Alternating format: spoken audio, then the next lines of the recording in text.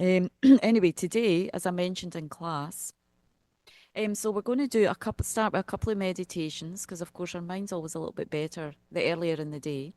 And then I didn't quite finish the topic on just deepening our practice, so just some um, advice on how to sort of deepen and go into these meditation topics a little bit more. So, because it is establishing a daily practice. So, that's what we want to try and do, kind of deepen our meditation a little bit more. So, we'll just go over the slide on that and maybe more question answer. And we'll see if there's time for just a short meditation at the end as well. We'll see how we go. But we'll just start the first hour or so with a couple of meditations. So, we'll do one meditation. So, I thought to do something that's more, some of us have more or less time in the morning to do practice or on a daily basis. I mean, I think ideally, if we want to really develop our Lam Rim practice, of course, like anything, you have to develop time. You have to create space and time in your life for it. So some of us might not have too much time in the morning, so I thought I'd do a shorter meditation, and then we'll have a 5-minute break. And then we will go through all the meditation with the refuge, the seven limb, like how that would look like, how you would do that. And then we'll have a break and talk about, even on top of that, how you might develop that a little bit. But the second meditation is kind of at least what we want to do, periodically, if not every day, once a week.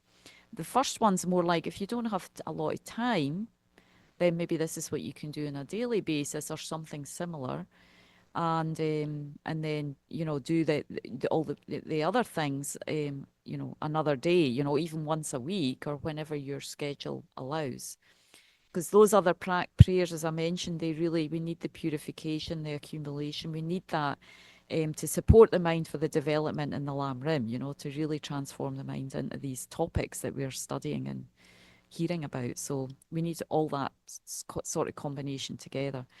It's like driving a car. There's a few parts that need to come together for the practice and our mind to move in the direction of, more wisdom, more compassion, all these beautiful practices, especially that we're going to find out about as we go through the other Lamrim modules. It gets even more juicy.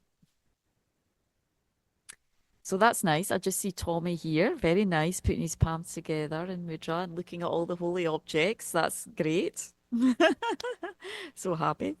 So we did start, because I'm doing on Zoom, usually we'd start with let me just share the prostration mantra for those of us who we might not have memorized that yet. Here.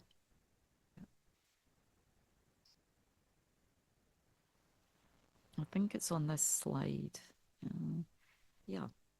So, yeah, so generally, I mean, we're not all together here, but before we do this meditation, so if you don't have a lot of time in the morning, what's minimal, I was just speaking to another lady yesterday who's been in the Dharma a few years, and she works, so in the morning she does these sort of minimum praxis because she can't do everything. So in the morning, she gets up and does 3 prostrations and then, taking a bit of time to connect with your altar, and then just setting the water bowls up. So we're not doing that together here now, but we just imagine that that's done. We've set up the altar, and then maybe we're just going to sit and do, short meditation. So we'll just do something a little bit shorter here. I mean, you can do even shorter than this. This might take 20-25 minutes, but you can do even shorter. It's just giving some idea. So, but let's start anyway. Just putting our palms together towards our altar. Thinking about how the Buddha, maybe his life story, certain aspects of his life story, or just the qualities that he embodies, fully developed wisdom and compassion. We can see that's not easy, He himself practiced for many, many lifetimes. Qualities of the Dharma, all the texts, all the thousands of texts and teachings guiding us, supporting us in our, practice of realizations. It's the teachings that we really need the most, That's how we benefit the most, through hearing the Dharma and reading, and that way it goes into our heart and mind. And then all the Sangha, the ones who have realizations, even ordinary Sangha. And even fourfold Sangha can include lay practitioners who hold the lay vows, you know. So all us who are practicing together, spiritual community, prostrating to our objects of refuge, remembering their qualities. And we'll just do sitting, you know, the mantra, this, but we can still do the putting our hands at the four places. Om Namo Manjushri Namasu Nama Utamashri Soha. Om Namo Manjushri Namasu Nama Utamashri Soha. Om Namo Manjushri Namasu Nama Utamashri Soha.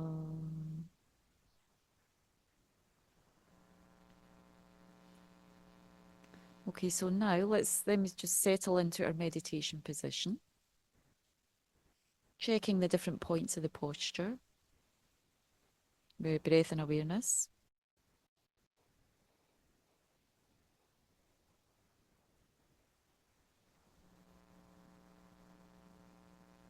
Main thing is the spine, you know, making sure that from the sit bones all the way up to the crown, there's this kind of arrow of energy holding us, kind of locking us into the posture. That's what all the points do, lock us into a place where the mind stays clear.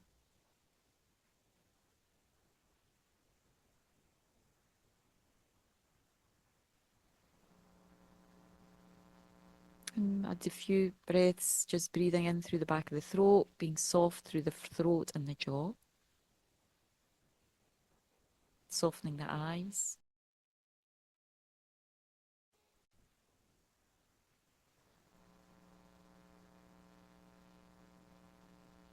Breathing and opening up through the chest. Dropping the shoulders down the back.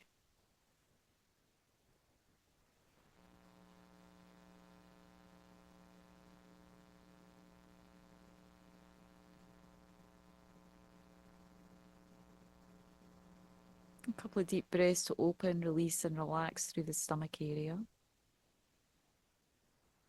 Going deep into the muscles and tissues there. Just trying to find a deep opening, relaxing in the tummy area.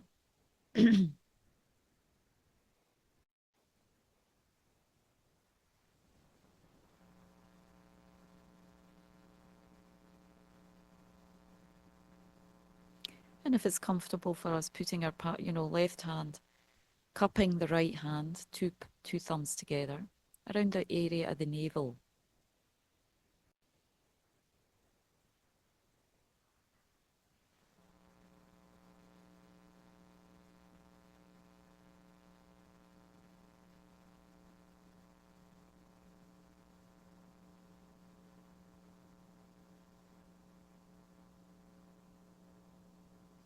And then checking in with the quality of your mind. You know, how's your mind this morning?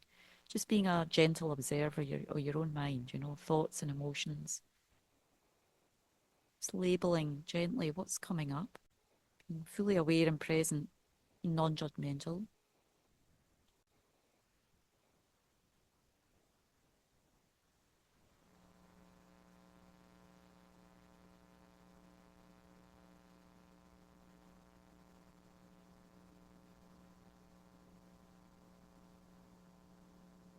There's always going to be something coming up, you know. We're in samsara. So the mind's, it's always at a level, disturbed to a certain level until we have a real deep stability in our practice. So we have to expect that the mind's going to be up and down. And somehow create a space in our practice as we develop more, we create some sort of space or separation from that. It's always there, the up and down, the disturbance, emotional mind. But practice creates a space from it so we can not be completely immersed in it. And as that space widens and deepens, it's like the disturbance of the mind, the suffering, the emotional mind starts to kind of become less weaker, you know.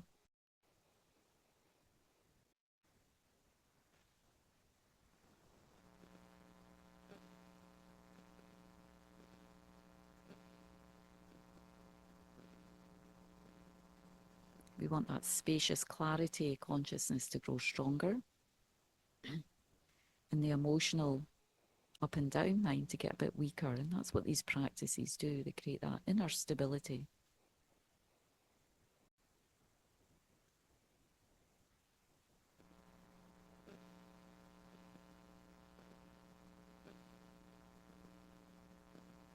Especially in these current times.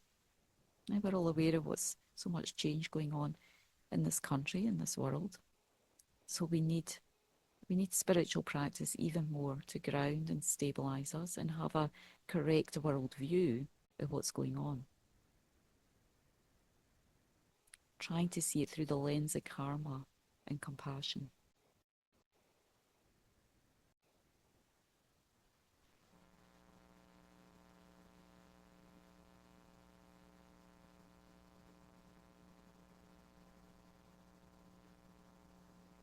So after doing the water bowls, doing our prostration, sitting down, just being with ourselves, being with our posture, being with ourselves for a few minutes with kindness and clarity. There's a meditation by Lama Yeshe, Om Ah Hum. Very simple but profound meditation. So even many practitioners who've been practicing for many years, we take initiations, commitments, so we have a lot of daily practice to do. So one Lama said, if you're too busy and you can't do it or you're sick, you can do Om Ah Hum. Those syllables are so powerful. They encompass it. They encompass all the Buddha, Dharma, and Sangha, all the teachings. So when we're busy and we can't do an extensive practice, maybe we can do this. This Om Ah Hum meditation by Lama Yeshe. So first of all, imagine a ball of light on our crown, just above our crown, like the moon, translucent, kind of like crystal translucent light.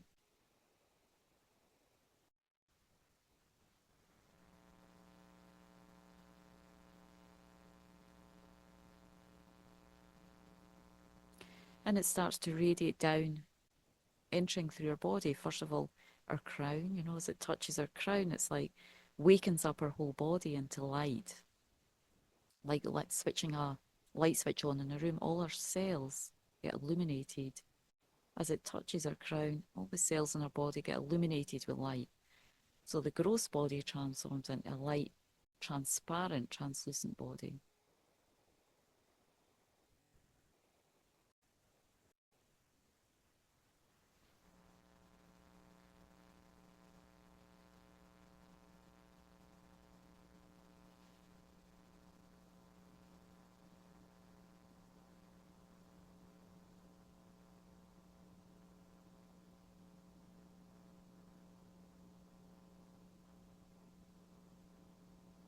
So just think, I am light.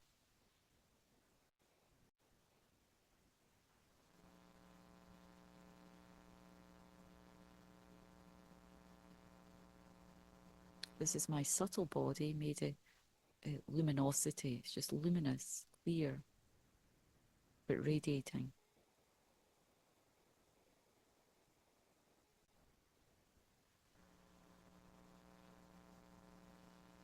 Then we place around and somewhere inside our head, it can be in the brain or just up at the crown area, the syllable Om.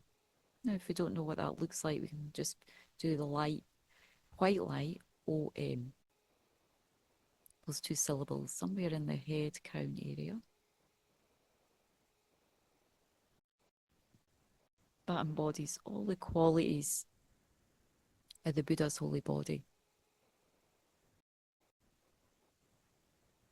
So, of course, the body of the Buddha One of the bodies is an enjoyment body. It's just made of bliss. And he's not bound by having one body. Buddha body has many bodies, can continually emanate bodies to benefit sentient beings.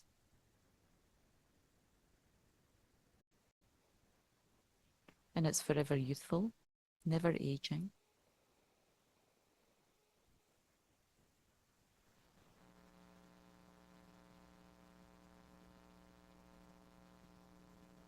And forever beautiful, inspiring to look at. Never get tired from looking at the body of the Buddha when we see it in its pure aspect. So all that's embodied in the Om.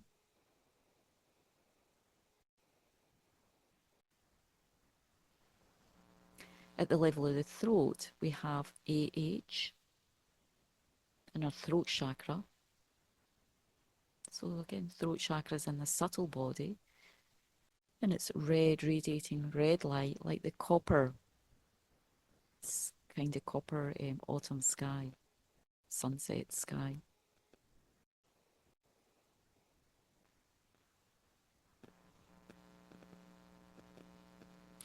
And it embodies all these qualities of the Buddha's speech.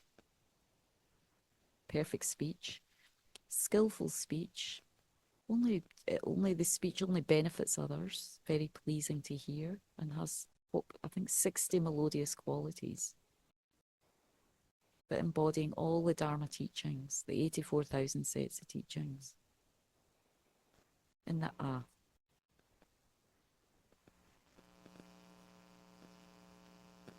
It's also the most subtle sound of emptiness, nature of phenomena.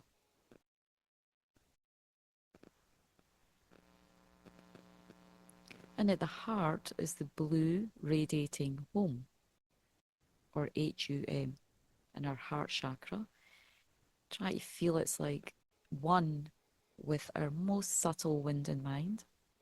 When we talked at the death module, we go back, every time we pass away, we go back to this most subtle clear light consciousness. So that's the nature Hum.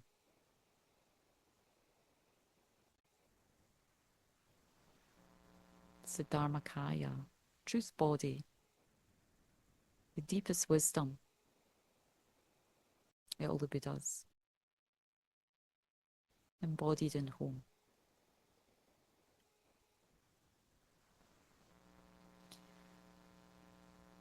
So we go back to the Ah, just holding those three letters there, even if we can't see them clearly, just feeling the presence of the Om in the head, crown, Ah at the throat, Hum at the heart.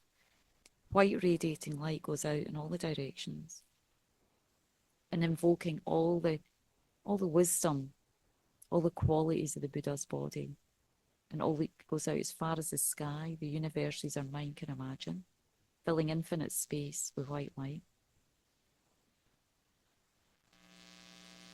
And it touches all the holy beings, all the lineage of great gurus, masters, all the Buddhas and Bodhisattvas, all their qualities of the body, and comes back again in the form of even brighter light and enters into that Om. And we do that visualization as we chant Om a few times together. And we just get filled, the Om whole body gets filled with white light as it pours into the Om and just pours through, washes through our whole body, purifying our body and receiving all the qualities of the Buddha's body. So I'll start and then we join together. Om.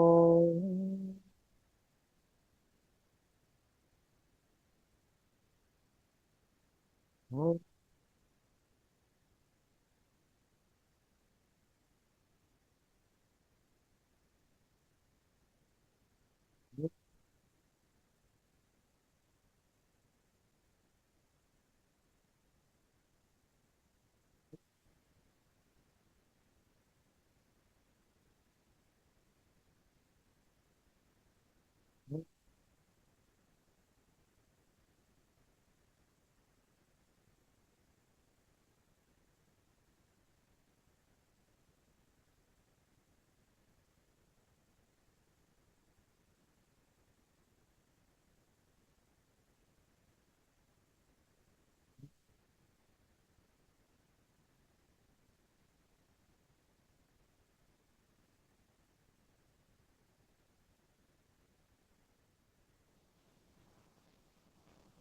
take a moment to be with the sound, the light filling your whole body. Just be in that space of purification and receiving the energy, the Om, into our whole being. Make that your concentration.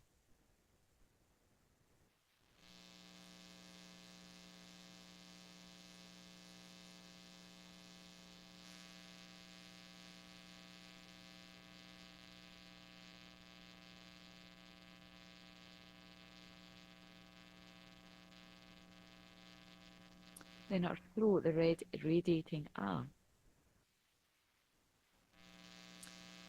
light goes out, filling our whole body, then reaching out through our pores to the ends of the, ends of the universe. Especially imagine it's going up. And generally we feel all the holy beings are somewhere up there because they're elevated, their consciousness is elevated beyond samsara, beyond suffering. And it invokes, it touches their throats, and we receive all the qualities of their speech, comes back in the form of even more brilliant copper red light, and enters through into the and again that pours out and through our, filling up our throat chakra, the red light, and then just pouring through our whole body, purifying our speech and blessing us with the quality, all the teachings that came from enlightened speech. Imagine we're receiving all the qualities and realizations, all the Dharma. As we chant Ah,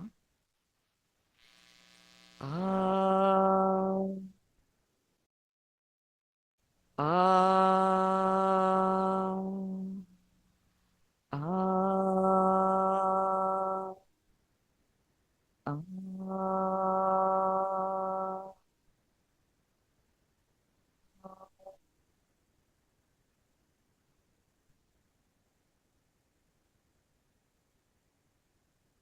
Ah.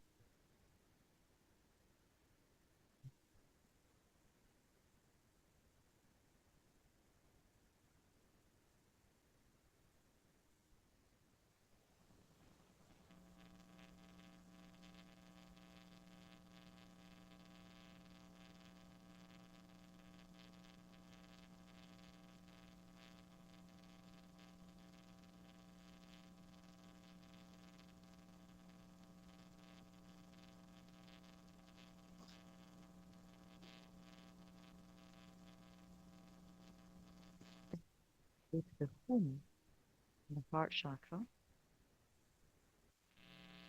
Again, so hard to access the most subtle part of ourselves, but we just feel it's there, However we can feel into that.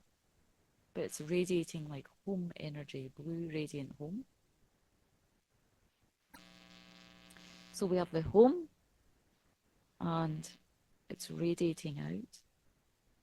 It's like the sky. Blue energy and light filling, it's just filling the whole sky. Going out to all the holy beings, invoking their quality, bodhicitta, wisdom realizing emptiness. That's what we need so much in our lives, this clarity, this wisdom. So that we bring it all back into our heart.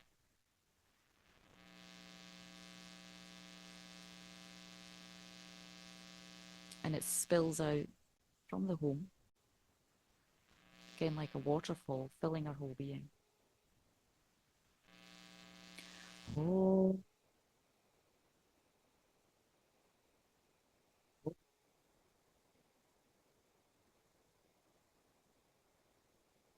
Oh.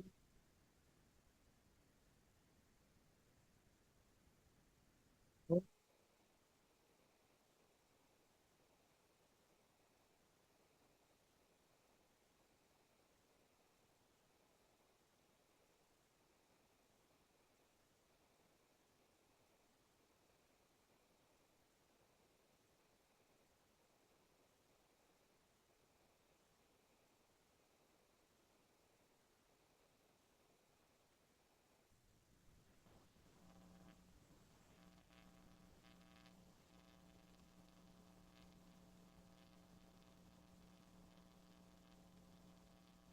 Now we do Om Ahom together.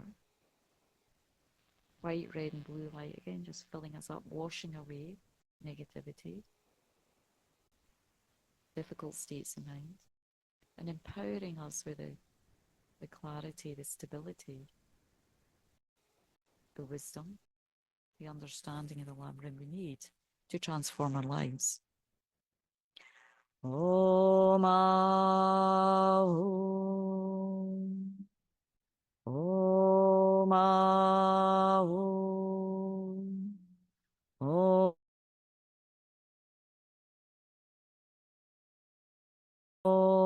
Ahom. Om Ahom.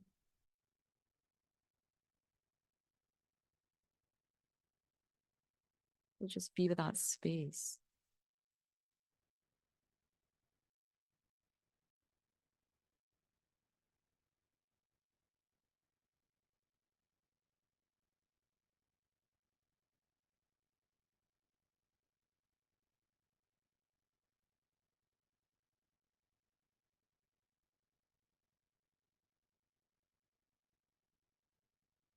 It's really quite simple. Our mind is like a mirror. So everything in life reflects is a reflection of your state of mind. There isn't a reality separate from our state of mind. When we feel a bit low, heavy-minded, maybe a little bit depressed or down, the world appears dark, right? A bit heavier.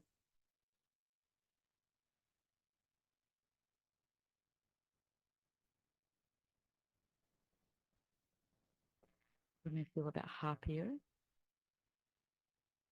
or have a lightness in mind, the world appears lighter and easier, more easy to manage.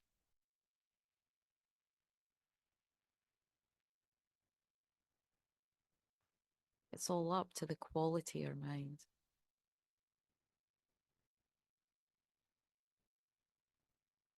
Sounds simple, but it's actually very profound to really understand that everything is coming from our mind. All appearances are mind.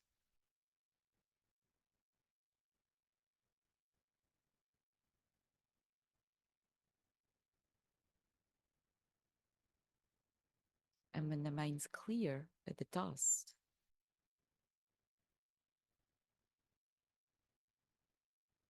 then everything just reflects, clearly as it is, in this nature of emptiness.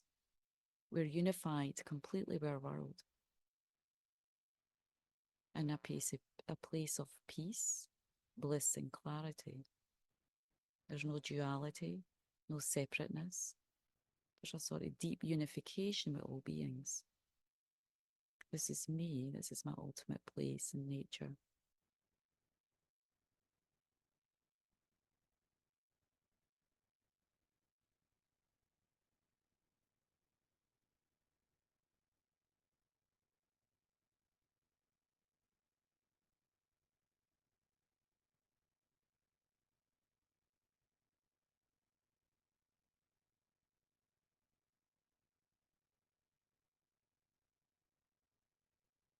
So when we do these meditations, what mantra does, any meditation, even if it's just temporarily, sometimes it just lifts up that heaviness, that heavy appearance, and we have this space and clarity for a moment. And we connect with that because that's who we really are, this vast spaciousness and clarity.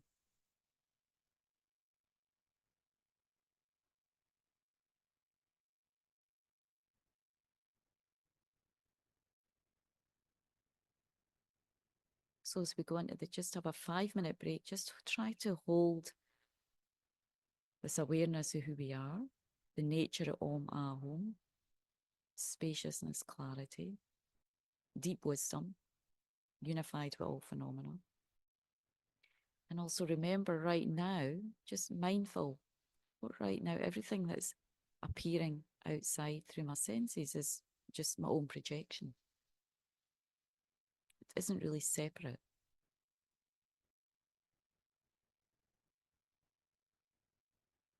So let's just hold that awareness as we have a 5-minute break time before the next meditation.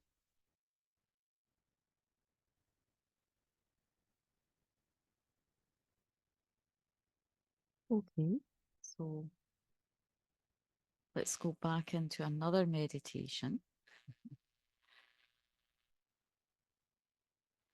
Joe's joined us now as well. Sorry about the problem with the mic. Can you all hear me now? Yeah, okay, good. It's possible it was my fault. I didn't have my volume off as well. I'd have to have both things off. So anyway, hopefully this time now. Blame me. Anyway, hopefully this time's good.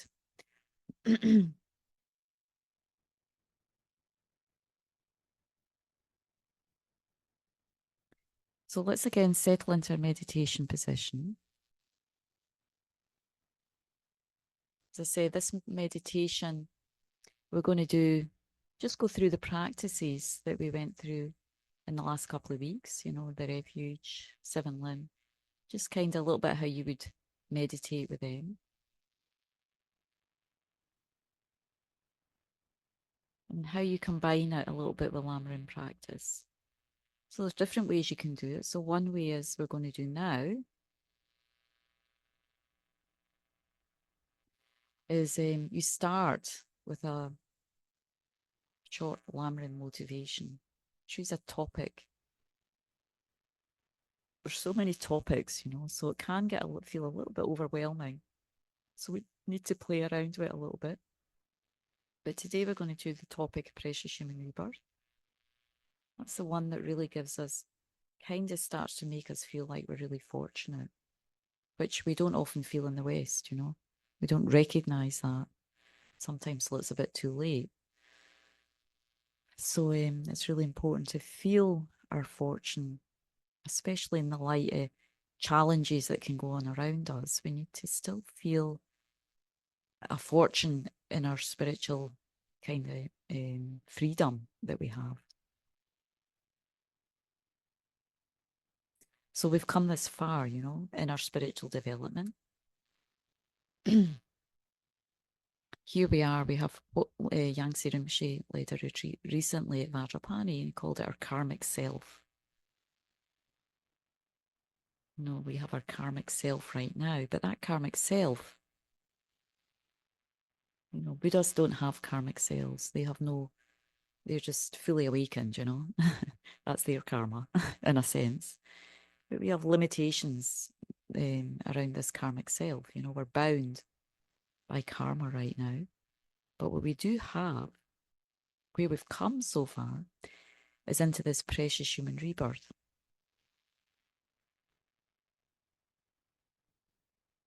And how the Buddhas see it is our lives. You know, they see our lives, our minds, our hearts, our quality mind. Everything that happens around us is a direct reflection of how much merit, how much good fortune we've accumulated so far. It's similar to having a bank account.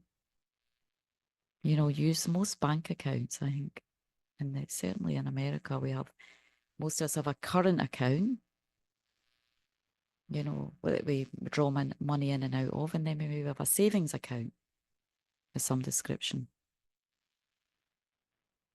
So coming into this precious human rebirth is kind of like a reflection of our savings account, what wealth, what merit we've accumulated in our past lives. That savings, that merit and wealth brings us into this precious human rebirth. You know, we've practiced the wealth and morality, not harming others, no killing, stealing, lying. Being a good person. And that much wealth we have, that much opportunity we have even to generate wealth, you know, to be able to get a good job, have an education, you know, all the things we need to support this human life. That's also a reflection of the generosity that we we created in our past life, that much we practice generosity, that much it flows into this life. You know, that's our savings for past life as well. And it's like the current and checking account is really what we're working with so far right now.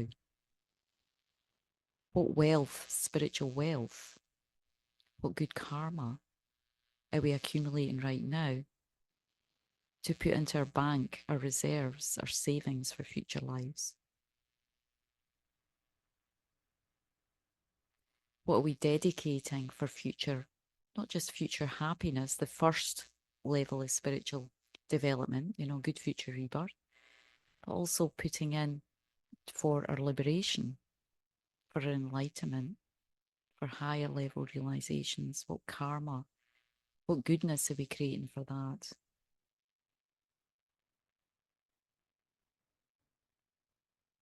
So when we do these practices, they're designed in a way, seven limb, the refuge, mandala, requests, so that we really we automatically deposit some wealth in there for a future happiness, you know, some spiritual goodness. They have that power, especially when we dedicate and seal them to go into that place. It's like we dedicate money to put into a certain place. Well, when we do these practices, we dedicate them into the bank of our spiritual enlightenment, you know, into our mind. They get deposited into our consciousness and stored.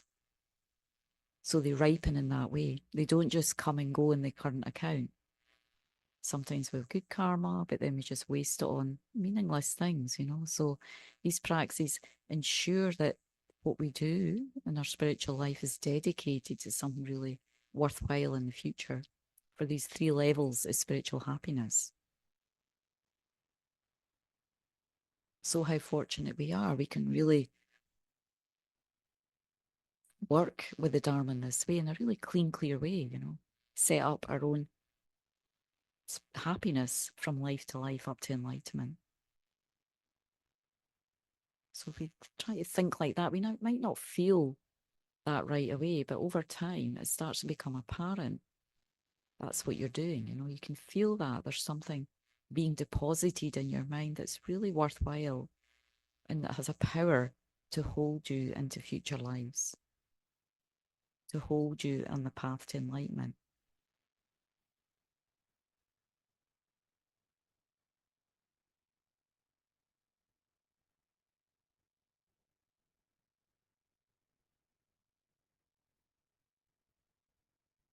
And share the practices. So let's start by visualizing the space before us. Mm.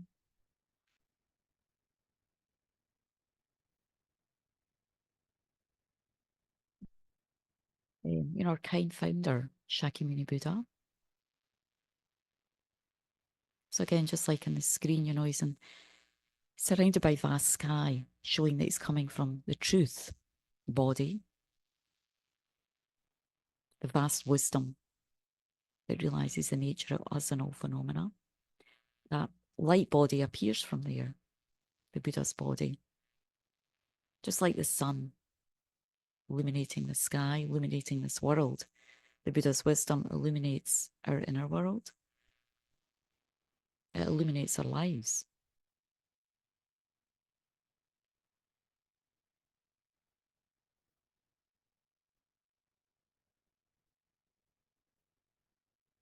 And like, you know, if we hadn't seen the sun for a long time, sometimes it rains for a few days and the sun comes out and it's like so nice, so warm, so pleasing. Especially if you live in Scotland, it's so nice to see the sun. But it's like that when you see the Buddha, you know, it's really pleasing to see his holy body, the golden body, with the robes, you know, very beautiful, soft eyes, gazing upon me and all beings. We imagine all beings around us. We're all seeking refuge from samsara, seeking the teachings of the Buddha to kind of cleanse us in our negativities and, you know, illuminate our consciousness, bring us up out of suffering. So we all have this kind of thirst for the teachings. For me and all beings around me, my family, friends, mother, father, even if they passed away, we just bring them, wherever they are in their future rebirth, they're with us now. People we have a challenge with, spreading out like grains of sand on a vast beach, just infinite beings.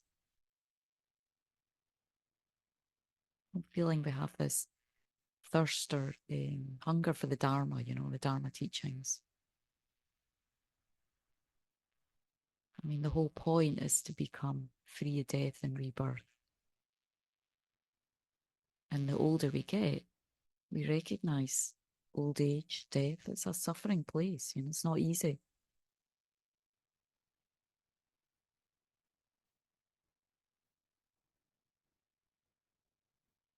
So we're all seeking freedom from that through wanting to apply deeply in our hearts the Buddha's teachings.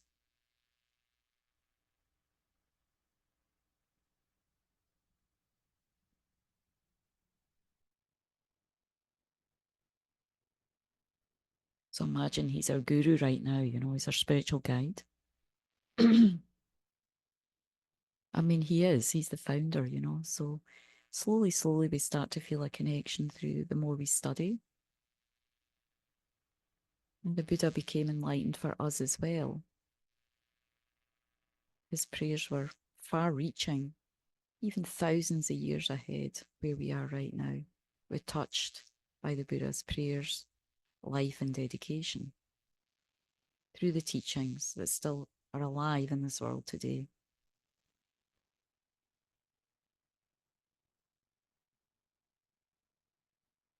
So bringing all beings with us, thinking I and all beings, taking refuge in the Buddha, Dharma and Sangha, because we want to at least have a good future rebirth, keep developing on the path of liberation, and for all beings, become like a great guide and develop this mind-body chitta so we can really skillfully guide others out of samsara when we ourselves are liberated.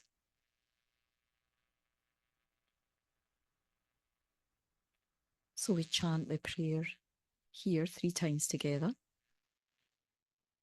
Namo Gurube, Namo Buddhaya, Namo Dharmaya, Namo Sangaya, Namo Gurube,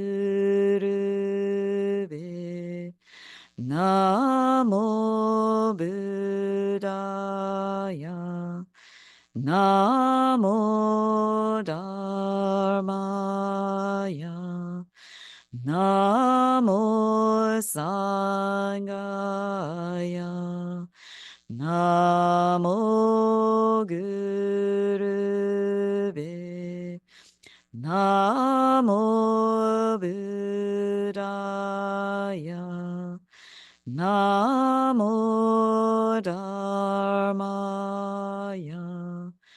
Namo Sangaya. To the Guru, I go for refuge. To the Buddha, I go for refuge. To the Dharma, I go for refuge. To the Sangha, I go for refuge. Just taking a moment to be in whatever place we are of refuge. To the Buddha, Dharma and Sangha.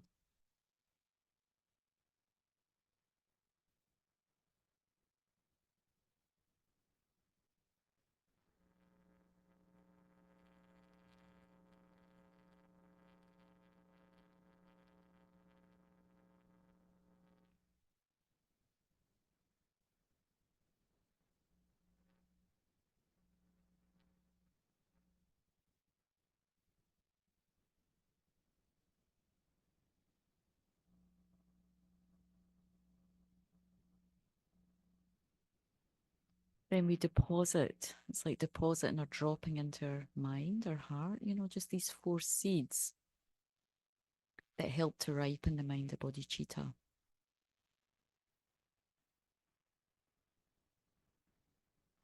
So we recite each one, just reflect a moment in each one. The 4 immeasurable prayers. First one, immeasurable equanimity. How wonderful it would be if I and all sentient beings were to abide in equanimity, free from attachment for some and hatred for others. This is at the level of aspiration. Just thinking how wonderful it would be. That's where we start, with the aspiring thought,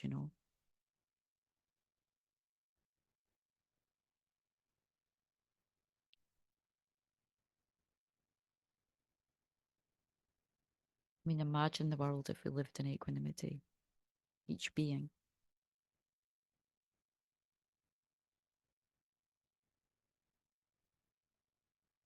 But we can't change the world, so we just need to change ourselves. We have to be in that place first.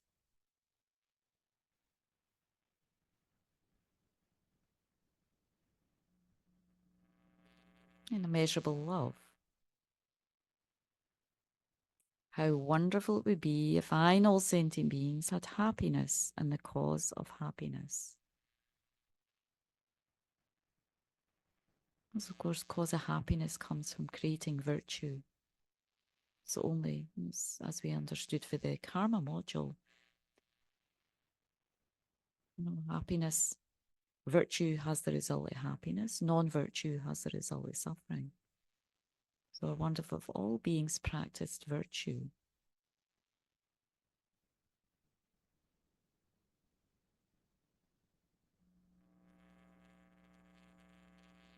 And may I at least, start with myself, practicing as much virtue and goodness, good-heartedness, good karma as possible.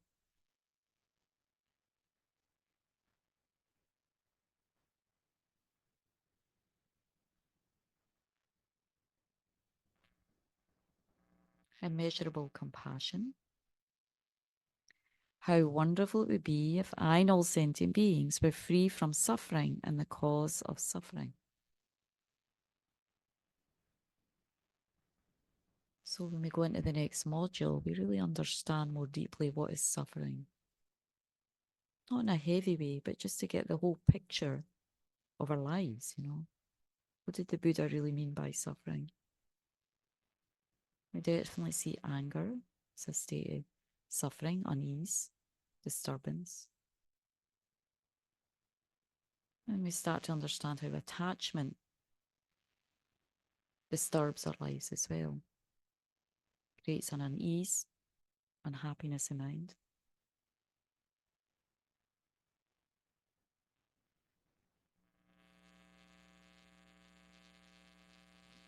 But deep compassion really comes for others when we understand the mind of ignorance in our own self, how it functions, to cloud us, to create this sense of separation. So when we get a little bit space for that, then, more and more compassion comes in our own minds.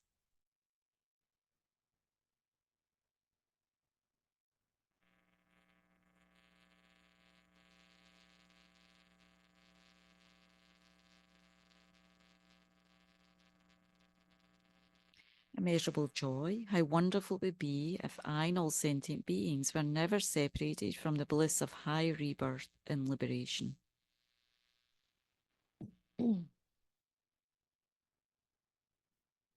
So when the mind's free from ignorance, there's just this joy, an unbelievable peace. So may we all reach that peace, reach that joy.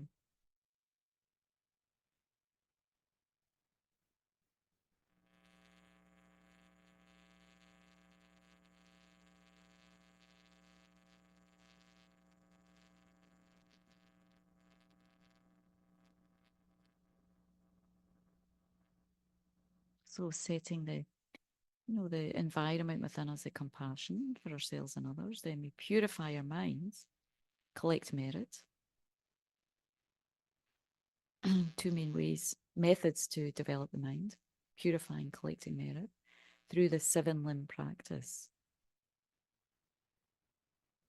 So we'll do each one individually. With body, speech, and mind, I devoutly prostrate. So if you can't put your palms together, we're not prostrating physically, but you can just prostrate mentally to Shakyamuni Buddha and all his incredible accomplishments and all the beings who've accomplished.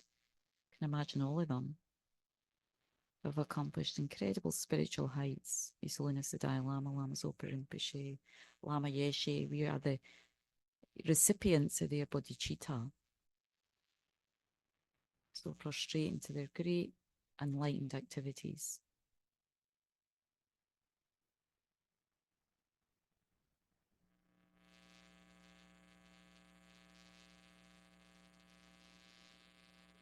I offer, we can say together, I offer all offerings, both real and imagined. So second limb, offering here, we have many nice flowers arranged, water bowls, lights. You can imagine a divine smell, incense, perfume. So we can imagine whatever we have on our altar and just feeling it's like fills the earth and sky, expands out, multiplies. And we can prostrate, offer, and imagine the Buddhas get blissed out. They really, we feel that Buddha's there and he's receiving all the offerings and he's really pleased and delighted. You can imagine food offerings, sweet fruits, delicious meals. Prostrate, offer, and generate great bliss in their minds. All the senses get filled with bliss. So for Buddhas, we offer light, but all the senses enjoy the light, not just the eye sense. We offer food, all the senses enjoy the food. Because when this mind's purified, there's not that limitation, not that duality. The whole body, speech, mind, everything gets filled with bliss and delight, joy. Prostrate, offer, and just, banquets and clouds offerings.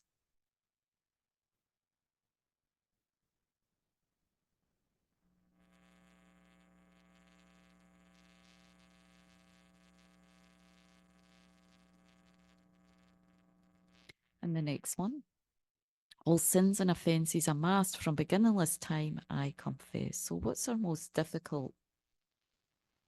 maybe our most difficult delusion to work with? That's how I usually do. Sometimes if I get upset with the same person, I try and confess that. Just open up to the Buddha this time. I wish to lessen that habit, reduce that habit somehow. So confession does that, when we're honest about it in our own mind, our own practice, and in presence of the Buddhas, it helps to purify that delusion, that habit, that negativity.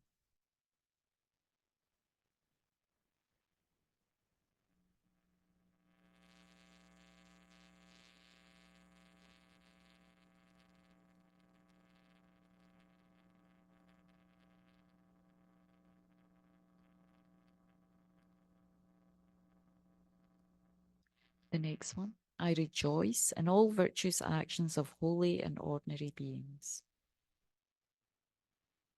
First, we start with Lama Zopa Rinpoche emphasized, as I've mentioned before, for us to start rejoicing in ourselves, feeling a joy in our lives, in our good qualities, in the merit we have so far, recognizing that merit we have so far, taking a hold of that, getting courage from that, what we've done so far, how wonderful it is, how amazing it is.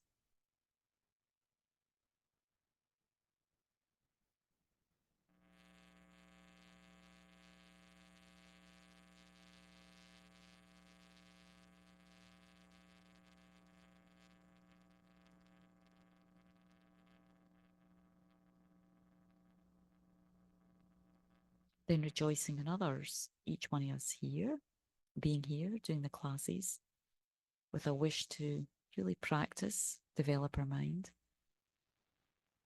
become better. How wonderful that is. Some of us have taken vows already, taking refuge That's amazing, you know. It's a sense of sincerity there, you know. So others that we see sincerely practicing, it's great to rejoice. Sometimes jealousy comes up when we see someone progressing faster than us. So when we sit in our cushion and practice rejoicing, it slowly chips away at the habit of jealousy or competitiveness. And then over time, naturally, we just rejoice in others' goodness. It's a much happier state of mind, rejoicing. How wonderful it is, how amazing it is, the good qualities of others, all their practices.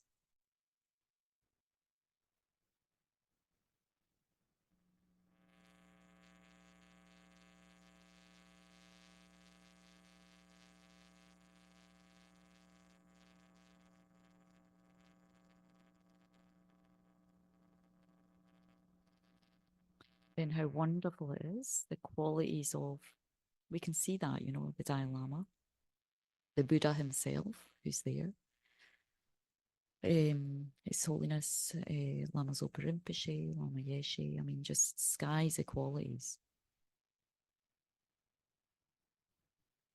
Yesterday at Vajrapani, we had like it was the anniversary of Lama Yeshe passing.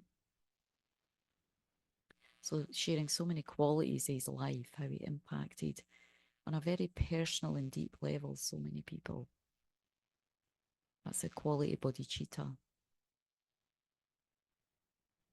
So that we need many beings to have that quality. So by rejoicing in those who have it, we create the karma to have that ourselves more quickly. So how wonderful it is, how amazing it is. All these beings who have really put in the effort over just a few lifetimes, and then it all comes together. You can really benefit others like the sky. How wonderful it is, how amazing it is.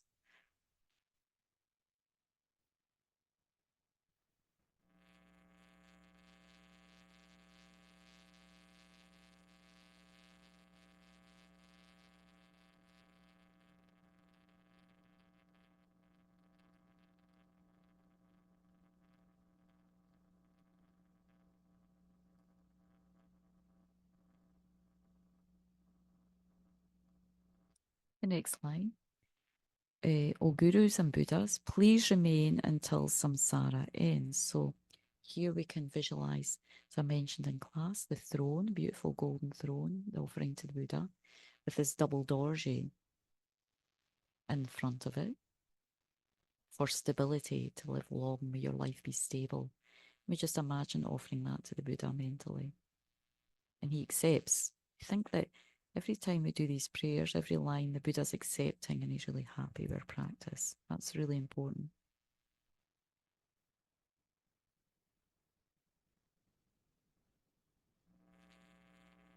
And then, and turn the wheel of Dharma for sentient beings. We visualize a Dharma wheel. Just imagine offering a Dharma wheel to please always teach us. Turn the Dharma wheel so that we always receive. Then that creates a cause to always receive the spiritual teachings we need, and for our mind to be open to that. That's most important. So offering a wheel, Dharma wheel to the Buddha, and he again accepts.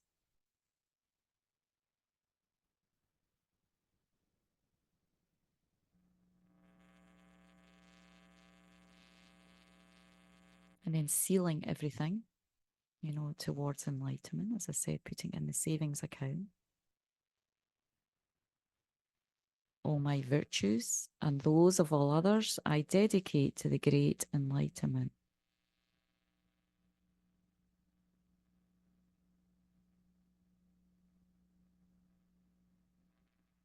Do the mandala offering. So again, it's like a depiction of the universe, how the Buddha saw it, Mount Meru. So if we know how to do the mudra, we can do the mudra. Holding the mala or something else as well, or just the mudra.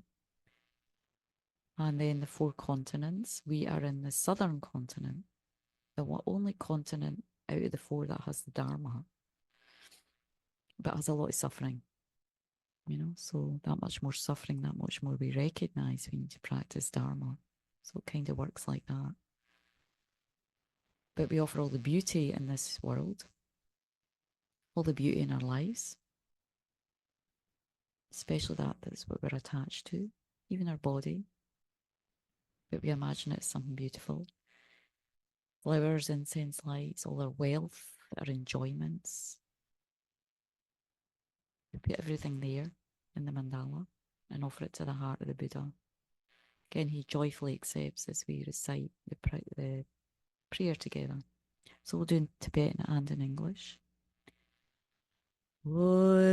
Saji Bogi Joshimido Tramri Rablingji Nyede Gyambadi Sange Jindu Mitewari Drogunamdagjina Choparshog.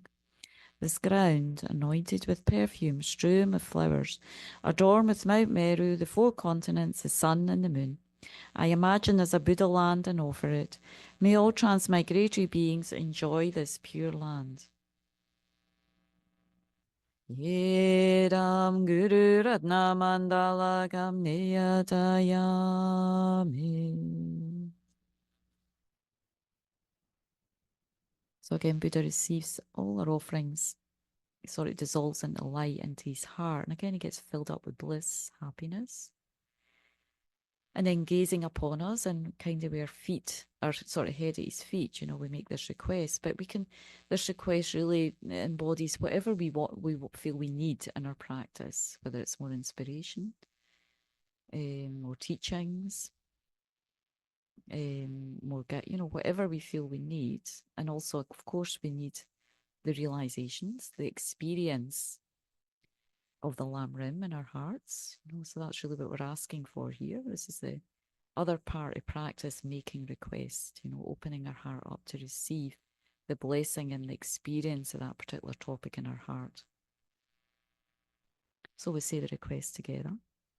Holy body created by 10 million excellent virtues. Holy speech fulfilling the hopes of infinite transmigratory beings. Holy mind seeing all objects of knowledge just as they are. To the principle of the Shakyas I make requests. So especially you can also think, another request is, may my mind become Dharma. So that means may my mind understand, experience the teachings of the lower capable being. May the Dharma become the path. And that means may my mind experience the teachings of the middle capable being. Understand the evolution of own samsara. And develop compassion for myself and others and the wisdom realizing emptiness. And may the path be free of all obstacles. That embodies the higher scope, going deeper into the teachings of bodhicitta and developing the 6 perfections to really vastly benefit others, like all the holy beings of the past.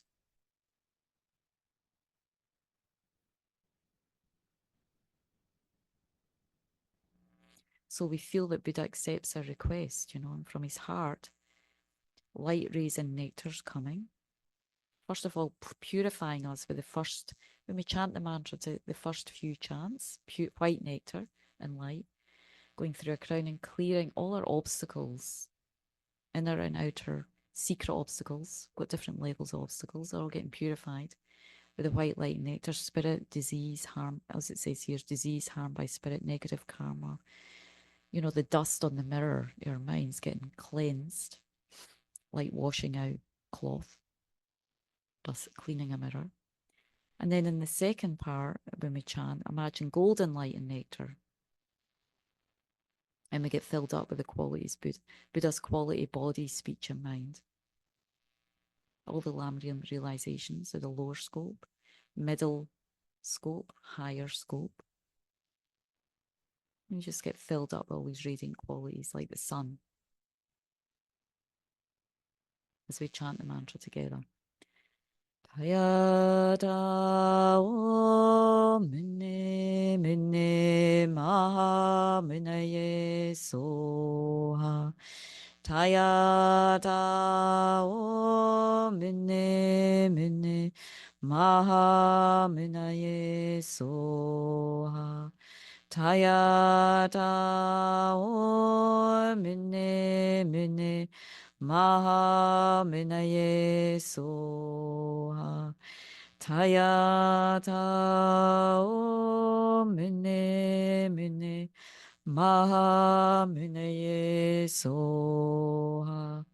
Tayata Om Mune Mune Maha Munaye Soha. Tayata Om Mune Mune Maha Munaye Soha.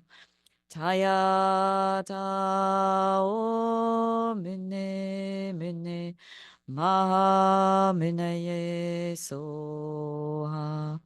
Tayata Om Mune Mune Maha Munaye Soha. Tayata Om Mune Mune Maha Munaye Soha. Tayata Om Mune Mune Maha Munaye Soha. Tayata Om Mune Mune Maha Munaye Soha. Tayata Om Mune Mune Maha Munaye Soha.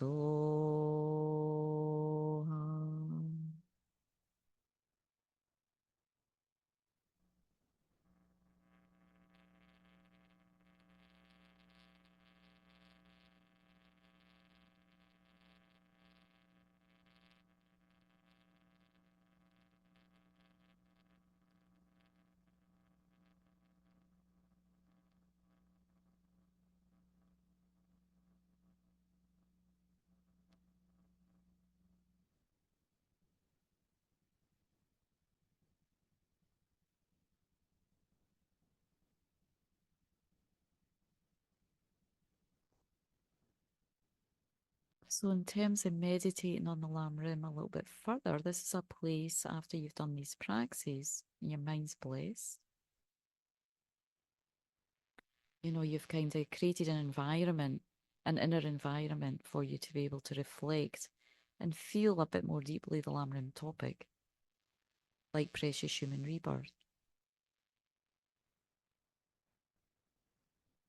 You know, in that topic, there's a lot of points to reflect on, the freedoms that we have right now as a human being. So one of them is, you know, this freedom in not being born in different realms, you know. We find ourselves in a human body, we're not in the body of an animal, for example. So of course, we do have some fluffy ideas about the animals. I think just because we haven't thought about it a bit more deeply, you know. Doesn't mean that animals aren't precious, you know. Kind, they're sentient beings, you know, they have feelings, emotions. We know all that, you know. Like us, they protect their body. You know, they take care of themselves. They want happiness. But in this, you know, if we really investigate the animal realm, it's scary. Outside of the pets that we have, you know, most animals live in incredible fear all the time. They're being eaten by other animals.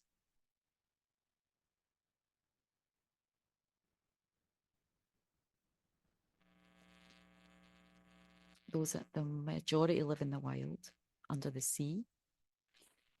So the larger ones eating the smaller ones finding places to hide all the time. So there's that level of fear. Imagine if we lived in a world where we might be eaten by someone else. We had that fear going on all the time by bigger predators. I mean, there was, I think, many centuries ago, thousands of years ago, it was maybe like that, but so that's how most animals live with that level of underlying fear of being eaten. Then their day is taken up mostly by finding food themselves to live off it.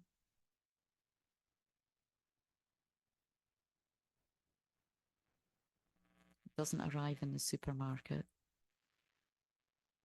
They have to spend their whole life just trying to survive and not be eaten. That's the reality for like 99.9% of animals. So there's no way you can practice Dharma there.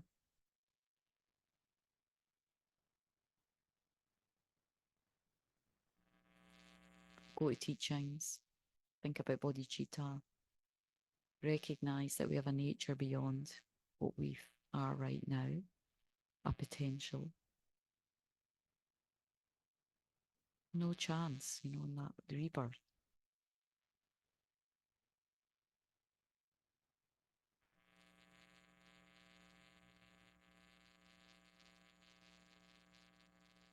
So that's what you do, you go through precious human rebirth, the different, like the richnesses, the freedoms, and just spend a little bit of time to think about it, develop a wisdom and a clarity around each of the topics. And when we think about the freedoms we have and not being like in a hell realm, even if we don't completely accept the hells, there's hell on earth for many beings. Hunger, greater realm on earth, so much hunger and starvation in the world. So we just put our minds in those places, how those beings experience that, and then we think, wow, I'm so fortunate. I have this precious human life. Not just being hungry and not being not hungry and not thirsty and not being in a hell, but also because we can have the freedom. When you're hungry, thirsty, cold, intensely, that's all, you're just trying to get free of that. You don't have to space and time for anything else.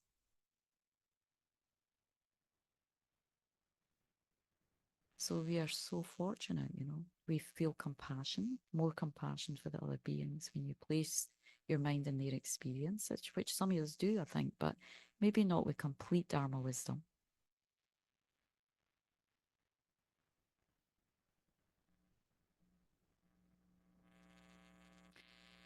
So we feel compassion for these beings, and we also recognize, gosh, I'm so lucky. I have a sort of responsibility to develop my mind, to be at least a good human being, and put some money in that savings account for my enlightenment, for others. It brings about that level of responsibility.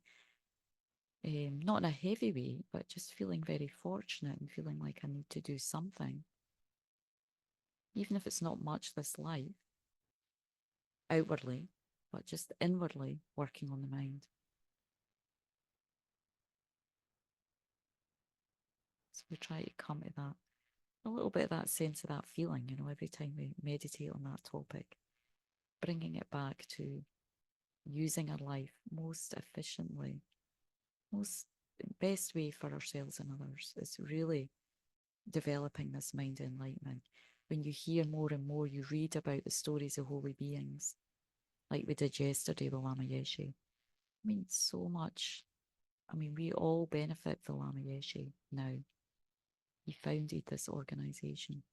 He was one of the main pioneers to bring Dharma to the West. Only a bodhisattva can do that.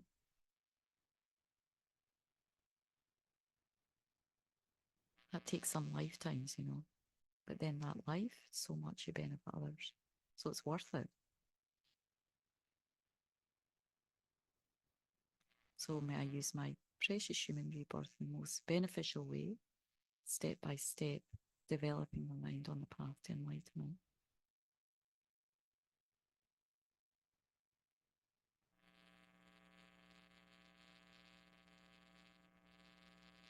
So Buddha, of course, is still there. He's very pleased with our meditation on precious human rebirth.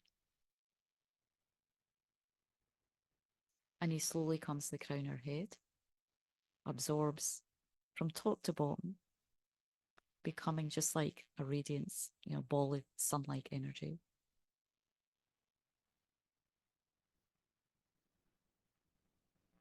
As these beings are, they're like just light. When Lama Zopa came into the room, the whole room was like lit up. Everybody felt it. You would have to be really dense not to feel that sun. So we become luminous, and it illuminates everyone around you. So try to feel that luminosity in the Shakyamuni Buddha in that aspect, but in essence, all our gurus, all the holy beings. And dissolves down through our crown, and we get illuminated.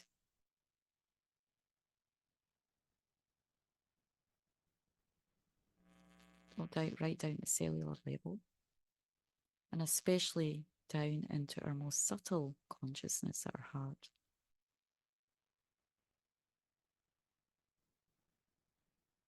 And we now just absorb into this like sky-like spacious state of mind. Being one with the Buddha. This is me.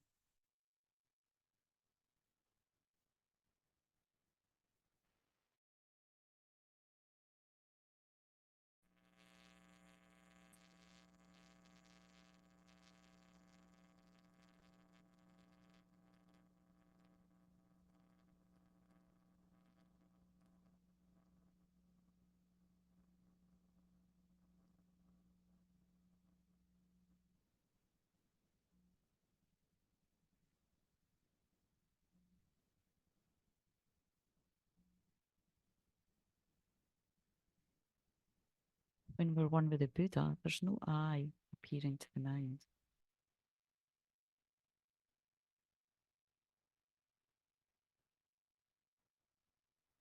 We're free from that.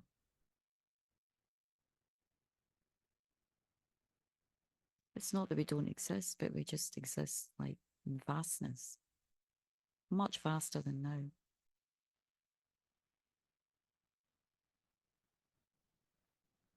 Imagine our consciousness just being like the sky, like space, reaching out beyond, touching all beings.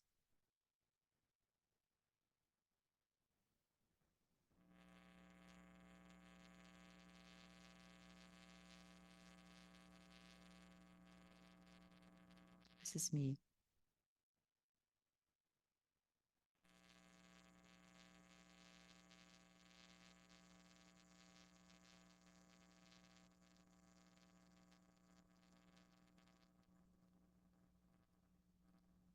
So that's Tantra, when you identify with where you're going to go, even though you're not there yet, but you just imagine where you're going to be when you get enlightened in the vast space of emptiness.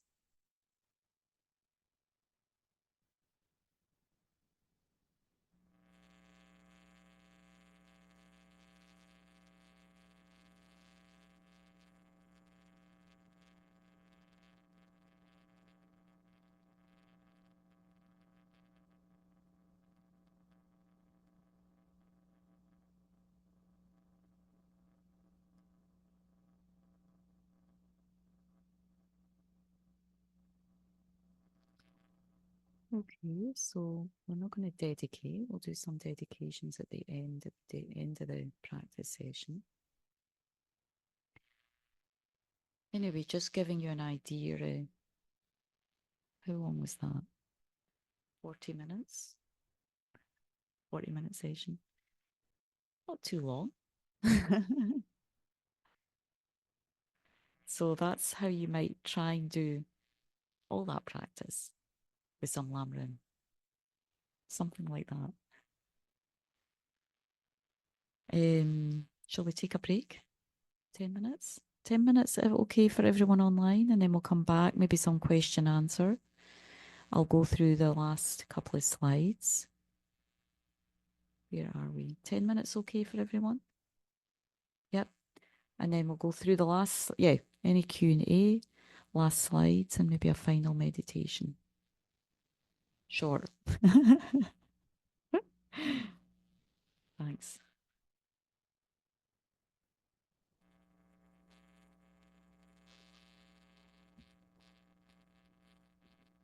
Yep. So welcome back, because we'll just keep chatting here. But so I thought, actually, Tommy was just asking me about yesterday. I thought maybe to share a little bit about Lama Yeshe yesterday, what we had. So Vajrapani have always done these. Lama Yeshe, founder, passed away, and I think he passed away in 84 or 85 because then he was, Osel came back a year later. So anyway, around that time, and we usually, and it was on Losar, actually, Tibetan New Year. So we always have Vajrapani always has a celebration of Lama's life around that time. So it was just, and because we hadn't had it for a few years because of COVID, somehow we hadn't restarted it again. So it was really kind of very special and warm yesterday. And the fortunate thing about this area is, of course, Lama, for those of you who might not know, where I live, Vajrapani, which is an hour from Ocean of Compassion, an hour from Land of Medicine Buddha. This area is very fortunate that we have like 4 centres within like 1 hour or 2 hours of each other. Usually people don't have centres for miles, states sometimes, we have 4 centres. That's unusual. And reasonably sized centres as well, 2 very large ones, Lama, Land of Medicine Buddha and Vajrapani. So Lama Yeshe actually passed away at Vajrapani. He was cremated there. No, well, he was cremated at Vajrapani. He didn't pass away there, but he was cremated there because he passed away in Santa Cruz. And some of the students who were with Lama when he passed, like one lady, Lenny, she was his nurse, one of his nurses when he was passing. So it was just very beautiful sharing a lot of stories of Lama, of his life. And it just, what's really good about that is again, in light of us with precious human rebirth, it's like really thinking, these states of mind are possible, these level of mind. It takes a lot of effort. So Lama Yeshe, I don't know, there's a book out, a 2-volume book on Lama's life story, Big Love. Any of you got that, Terry? You're nodding. You have that book. You've read some of it, Terry? I've listened to a lot of it on the audio book. Oh, yeah, lovely. Yeah. Yes. Yeah, it's on audio as well. That's a nice way to do it, actually. And it's really through the lives of the students, like what their experiences were with Lama from the very early days. So it's very nice from that perspective. But the one thing with Lama, in his previous life, he was an abbess of a nunnery in Tibet. And so when he came back, he wasn't recognized as a Tilku or Rinpoche. He made his way up through the ranks in the monastery. Lama Zopa Rinpoche was recognized as a Tulku, but Lama Yeshe made his own way, so to speak, to become a Lama this life, through his own, his own practice, and of course through the merit he created in his previous life. But that's why he doesn't have Lama Yeshe Rinpoche. It's Lama Yeshe because he was called that at a later time, I guess, given the title Lama by his teachers because his qualities that he manifested in this life. He was a Lama in his previous, he was an abbess. So he was female in his previous life as well. And they say actually, I think it says in the life story that Lama did. He made prayers to benefit in barbarian places. Something like that they shared yesterday, and I've heard it before. So, he actually dedicated to go and benefit where there wasn't the Dharma, literally, in the West.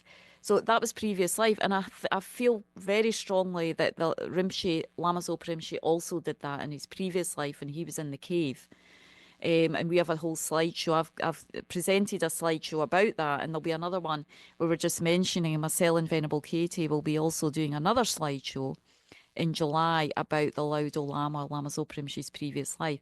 So that's also very inspiring for us, because Lama Zopa Rinpoche in his previous life as a Laudo Lama said to one of his kind of companion hermits before he was passing away that I didn't do as much to benefit in this life, because he spent the last 25 years of his life in retreat. But I made many dedications to pray to benefit next life. And I mean, look what Rimshain did, you know. So it's kind of like one has to hear that, you know, and say, okay, maybe, you know, this life I might do this and this, but if I'm doing a lot of practice and I'm putting the money in the savings account, I thought quite like that analogy. You know, then next life that's going to ripen, you know, I'm going to have that there already, you know. So just that's it, you know, making these Lamrim meditations. That's why reading stories of previous teachers, their life stories, what they did, even over some of them, you know, His Eminence Ling Rinpoche, who came last year, he's the 8th emanation of the Ling Rinpoche.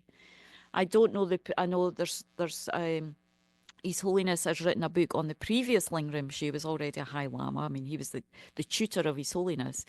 But, you know, the previous ones, you know, what did they do? And, you know, just thinking, you know, continuity, consciousness goes on and on. It's a great inspiration for us to be around the Lamas, to think about their life stories. They didn't just pop out like that. They also did a lot of effort in previous lives, you know. So we need that. We really need that, you know, because we don't see the results right away. Karma doesn't manifest like that, you know. It doesn't just happen like I've done some prayers, so in a week or two's time or next year I'll be doing that. It's over a few lifetimes.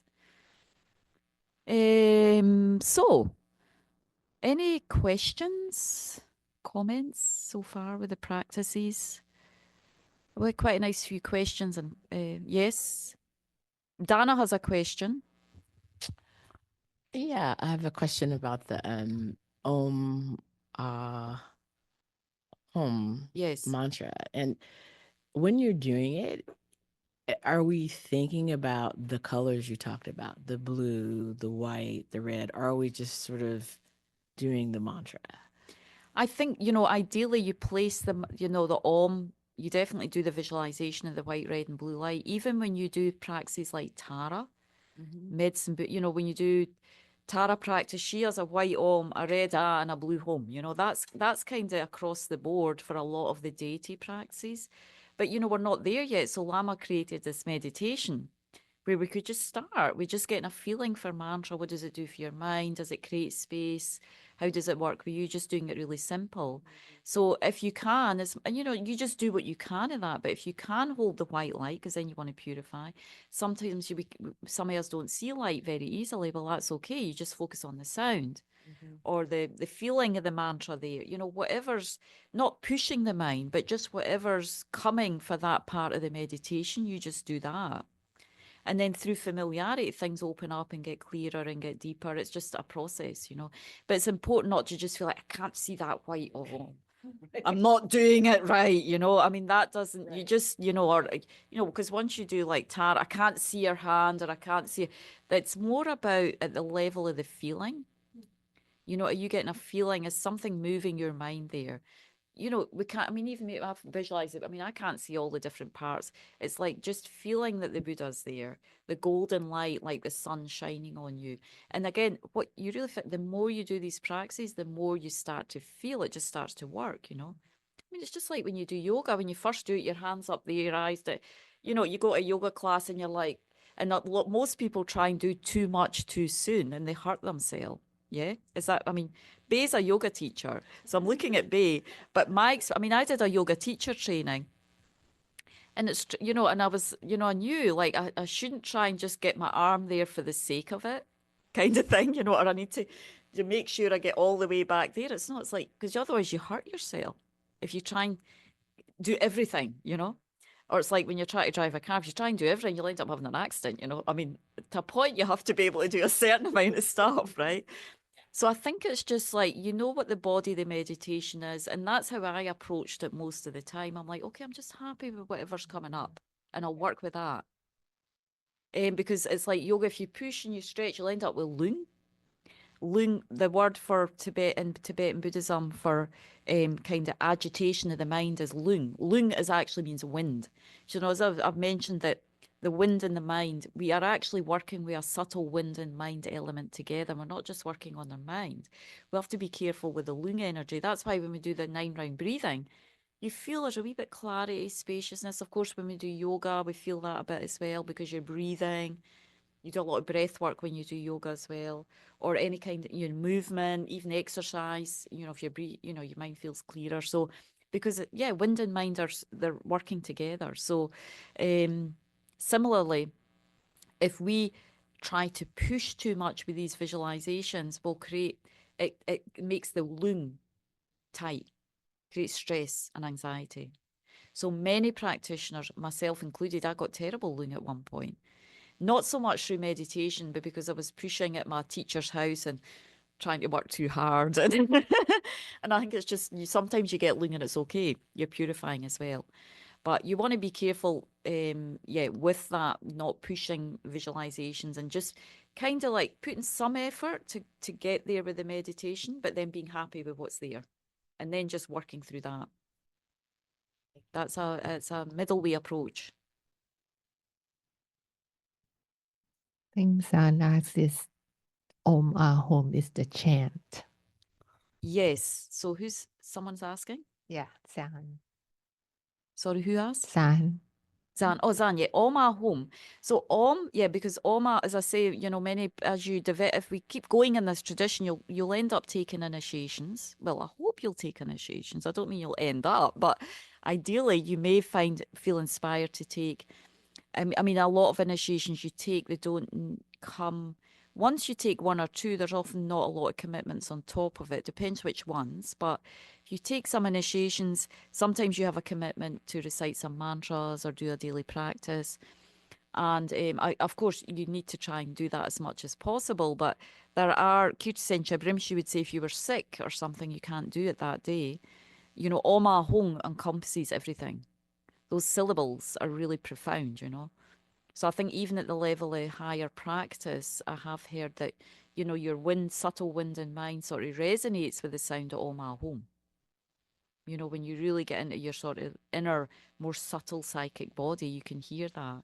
So it's like it's your experience, So, and of course, at the level of Tantra, they say at some point you try and hear all sound as mantra in the nature of emptiness.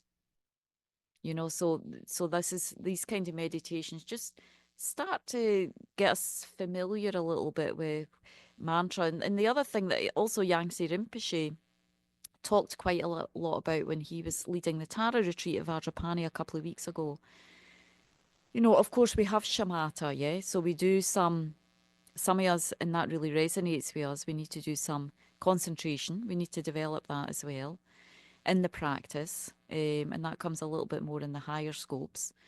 But you should often start with like 5 minutes of, using an object like the breath. You can also use the Buddha as an object, but we tend to start with the breath just because it's here, it's with us, and we can't always see the Buddha. It's not easy to start with that object. So of course, shamatha is about developing a calmness or a clarity on an object. But it's really more about that than how long you can concentrate. But mantra can also do that. So it depends on our inclinations. Some of us are more inclined towards choosing an object, developing shamatha through the breath or an object. But as Rimshi was saying, in Tantra, you can also develop it through prayers and mantra. Using that, then you do that for a while and then you just sit. What's the experience of that practice? And then it creates this calmness in the mind. And you sit with that calmness. And it's also a sort of mix of faith, some faith and devotion in the practice as well. As that develops, your faith, and then you chant some prayers, mantra, you get the blessing. It's like the Om Ahom, then you do the Om, and then you just sit in that. So what's the experience of chanting Om? What clarity of consciousness is coming? You just sit with that clarity of consciousness. That can be your object of concentration as well. Just getting a taste of that spacious clarity of mind that we do have. We want to keep opening that up. So Om Ahom can do that too. Mantra can do that too. Not just necessarily using an object like the breath, or there's just different ways to get there. We have different methods and you have to try them out. And then when we dissolve the Buddha as well, we dissolve and we try and be oneness What is the oneness with the Buddha, you know? It's expansion of the mind, you know, lifting the mind out of delusion just for a minute. I mean, it's amazing when you just feel like something just lifted. I felt a bit lighter there, you know? So we try and capture that. And we don't get that in every practice. Sometimes it doesn't happen, sometimes it does, but just familiarity, it grows in the mind, grows in the heart. Is that making sense? Making sense? Good. Any other questions? Ladan? Yes. Hi, Venera. Hi, everybody. I wanted to know, to ask you, when we say your mind is one with Buddha, is it as you said that very well, sometimes it happens, sometimes it doesn't. Sometimes you pretend it's happening, but no. But sometimes you touch a little bit of it. Is it the same as emptiness of our mind and emptiness of phenomena? I don't know. I'd need to see what your experience is.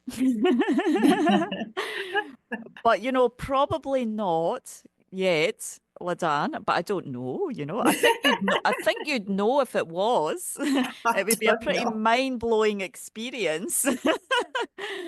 Um, I mean, yeah, I don't know for sure, but yeah, I think what it's like Tantra, we're trying to pretend to start with, you know.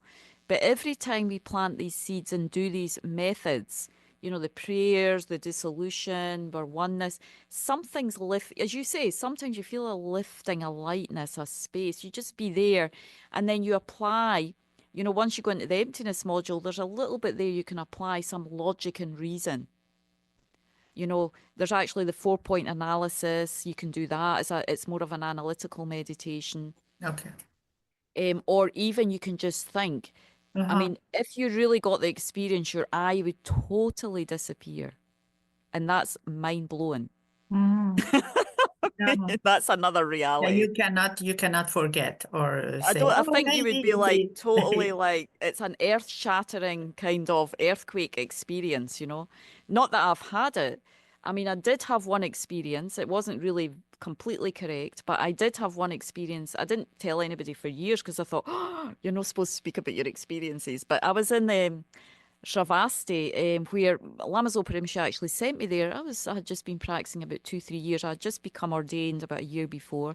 Lama Zopa Rinpoche sent me to um, Shravasti, where the Buddha and it's in India. So it's the name of the abbey that they have also in Washington. So because the Buddha spent 3 months every year doing retreat there with all the sanghas, so very powerful place during the rain season. During the Wow. rainy season, as monastics, you're not supposed to, you know, they walked everywhere, and so to not harm others, you know, especially in the rainy season, all the worms, all the insects come up. So to not move around at that time and harm, they would do the range retreat there 3 months every year. So very powerful. And I was in a small, you know, temple there, doing retreat. I was doing my water bowls. Uh-huh. You know, Rimshi gave me many water bowls. I was carrying 100 stainless steel water bowls in my backpack around India because I had to just, you know, Rimshi said to go there. I'm like, okay, so you get the Indian bus and this and that. And so I got there and I was very lucky because the room I got, I mean, it was very simple, but so I ended up with this room with its own sort of bathroom and then this little table that was just attached to the wall that I could set out the water bowls. So I thought, this is a blessing of the guru, you know? So that was great. I was doing my water bowls and I was doing prostrations. And then I just, you know, I would sit down and then I was just sitting down and I remember doing some meditation and I did this, what you call the 4-point analysis, where you look for the I. So the first one is you have to recognize the object to be refuted. Like you have to Mhm. really see, how does my I appear to my mind? Because it's like a reflection on the mirror of your mind. So how is my I appearing to me? That's the first thing you have to do with that 4-point. And then you sort of look in the body and mind and you do these analysis. Then all of a sudden, I couldn't find my I. I Mhm. mean, I was completely like, yeah, I just didn't expect that experience. I was just like, it wasn't there.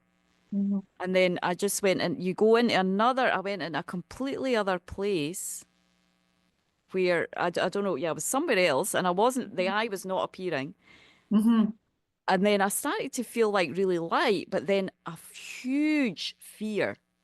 Mm. I got I pushed myself out of meditation. Oh. I literally jumped out off the cushion because I'm like, I can't, it's too scary. Mhm. It's like completely freaked. I mean, because the mind already was going in somewhere else. Mm. And then, so I was there, I don't know how long, probably not long. And I could see the consciousness was doing something I'd never experienced. Ah. But then I was like, I can't, it was like, and Rinpoche used to say, it's a bit like when you see a tiger. What's the most scary thing you can imagine? Maybe like an animal come and eat you or something. Mm. It was that kind of fear, like so raw. Mm. Never been that afraid before. I mean, I even had car accident, never that amount of fear. And I just grabbed and they said, I actually just had to push myself out of the and then I was going like this, Mhm. literally. Uh-huh. I Uh-huh. was like, no, I can't, that's too much, Yeah. you know? So then I didn't meditate in emptiness for a while after that. And I didn't speak to anyone else because I thought, well, maybe I really had an experience there, but I was just too afraid. I wasn't ready, you know, or whatever. I don't know what. Then I had an appointment with Lama Zopa Rinpoche about a few months later, and I told Rinpoche, and he just went, I was like, Rinpoche, guess what happened? Not that much. It just like, well, yeah, okay, you know. Anyway, by the way, and then just went on to the next topic. Okay. So so anyway, I don't know.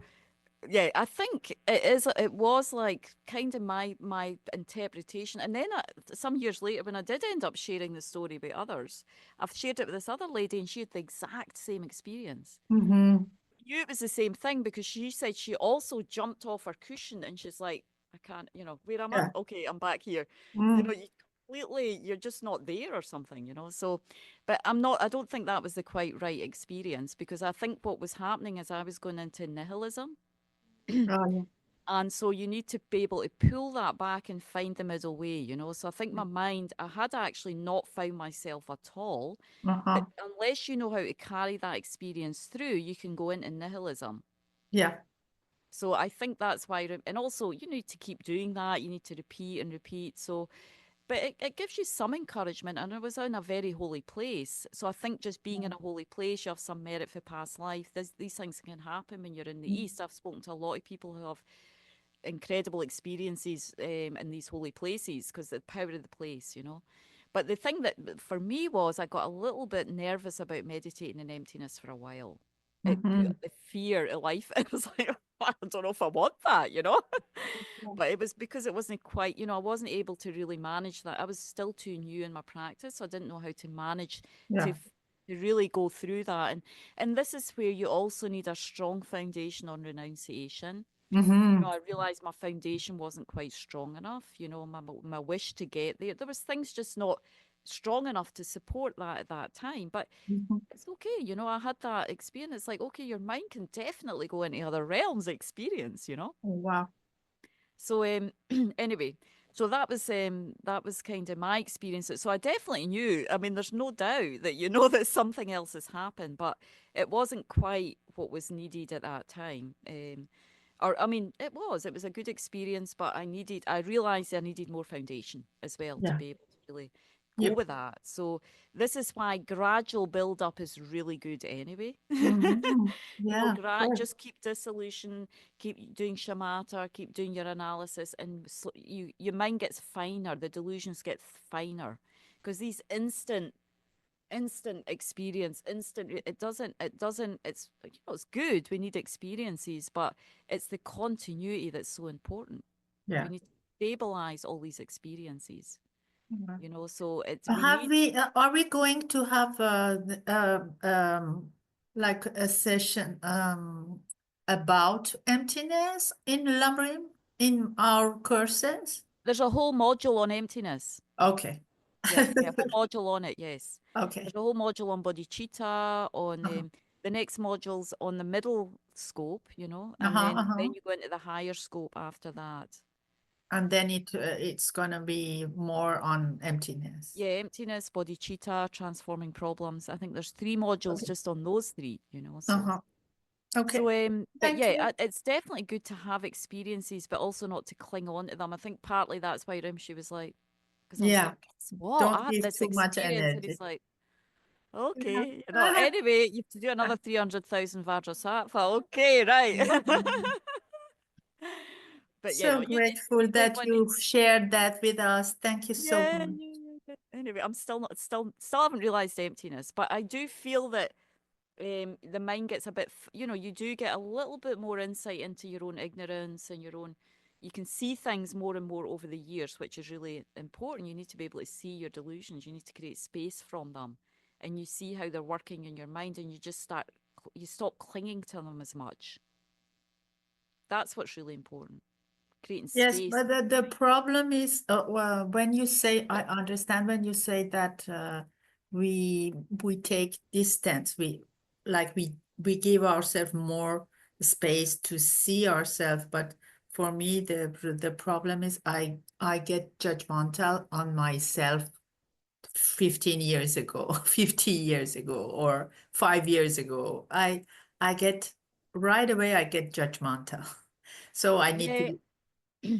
Yep, and it's a Western pandemic. You know, most Westerners have that, over judgmental. I had it as well. And for me, it worked. Purification was really what helped me. I mean, that's, I think, why Lama Zopa Rinpoche gave me so many water bowls. Because water bowls also, you know, offering water softens, you know, we talked about, I think I mentioned in the class, you know, the water has these 8 qualities, being soft and clear. I mean, it's healing, delicious to taste. So it has these and what happens is you keep offering that. It has this impact on the mind, you know. So I just found that after a while of offering water bowls, I didn't have that anymore. Just through the power of the purification. So we have created the causes to be self-judgmental, self-critical. We just need to purify those. You know, whether it's Vajrasattva for some of us, prostrations, all the practices I did. So the last module we do is, you know, the Nundros, the preliminary practices. And I think the 2 main ones are prostrations and Vajrasattva Bay, yeah? Is that the 2 they focus on? You've done it before, yeah? Have you done module 14?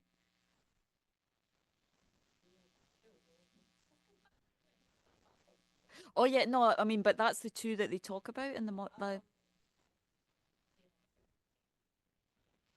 yeah, special practice. Module 14 is the practice module. So basically, I think last time we had one session with the teachers and basically just went through. Yes, so prostrations, Vajasattva, 100,000 Vajasattvas, and there's also Nungnes, Yes, 3 Nunes, yeah. Nungnes. So that's ideally what we want to create the aspiration for. If we really go through the Lam Rim, we do this course once, twice, you know, or just this course and other Lam Rim, and then then you kind of want to get to the point where you're doing some, you know, you maybe start to make a commitment to a preliminary practice. Even Kajala, she came. She's a great holy being who came here 2 years ago. She's also built a place, you know, I think she's built a place in Nepal for Westerners to go and do preliminary praxis. I mean, from her, I mean, for Lama Zopa Rinpoche, and I was going to mention this in the slide, you know, I mean, Lama Zopa Rinpoche would give, once people feel like maybe you've taken refuge, you've taken vows, and you want to keep developing. I mean, for some, it manifests as doing a huge study program. If we're very study orientated, then maybe we purify through, like, you know, Geshe Legsog's coming, he's done 20 years of study. That's like his preliminary practice, you know. So for some, like, the purification comes through extensive study, you know, studying scriptures here, there, this, that, and your mind purifies that way. And for others, the tendency, the leniency is more towards doing these preliminary practices to develop the Lam Rim. You know, water bowls, prostrations, Vajrasattva, and Lama Zopa Rinpoche's speciality was, as I mentioned, giving everyone. So if you decided, okay, I really want to commit some time to do preliminary praxis, then you could write to Lama Zopa Rinpoche with a lot of courage,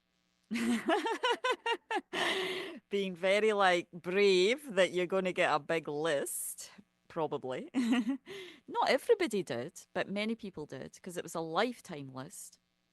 And then just thinking, well, I'm just going to chip away at that. It doesn't matter if I'm working full time, but you have to create a bit of space for that. But the other way we can do it right now, we don't have Lama Zopa Rinpoche to ask, but you get guided through a teacher. So for sure you're going to do, at least prostration. In the Nyingma tradition, they have 4 preliminary praxis. It's Vajrasattva, prostration and refuge together, mandala offering, and guru yoga. But in the Geluk tradition, there's 9. But in the Nyingma tradition, what they do is they do the 4 maybe 2 times, 3 times. They don't just do 4 and then they're done. They do 4 and then they'll do something, and then they do another 4. And so in this tradition, we have 9. And it's not that Lama Zopa Rinpoche would give everybody the 9. He might give you more of one. I mainly did water bowls and prostrations and Vajrasattva. So I didn't do many of the other ones because Rinpoche never gave me them, So it depends on Rinpoche was amazing because he just gave everybody what they needed, which was quite incredible. But with Rinpoche not being here, one can start definitely as we reach the end of the module, you could start on the prostrations or the Vajrasattva or maybe the water bowls or something that maybe you feel moved towards, to start with one first that moves your mind. But that's something to keep in mind as we're moving through. That's where the purification really starts to work, really starts to happen, and the Lam Rim can really go in more deeply with combining that. Stan? Yes, I want to thank you very much for all the teaching you've given in the last few months that I've been able to take advantage of.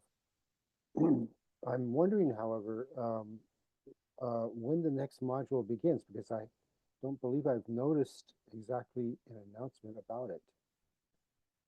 It starts, it's through Land of Medicine Buddha. Yes, next module starts in April 9th, April 8th, I think. Yeah, I sent out an email Okay, I'll last look for it. night with the registration link, and I will send it out again at the conclusion of this class. So you will have that link available. Thank you very much. And I'm also going to give out the assessment. I'll have that ready. I'm leaving on Wednesday, so I'm feeling a bit full with everything, but I'll get the assessment before we go. Even because we have quite a few, you're quite dedicated, and it's really lovely that a few of you are doing these assessments. For those that are not, I would still encourage you to maybe try it out.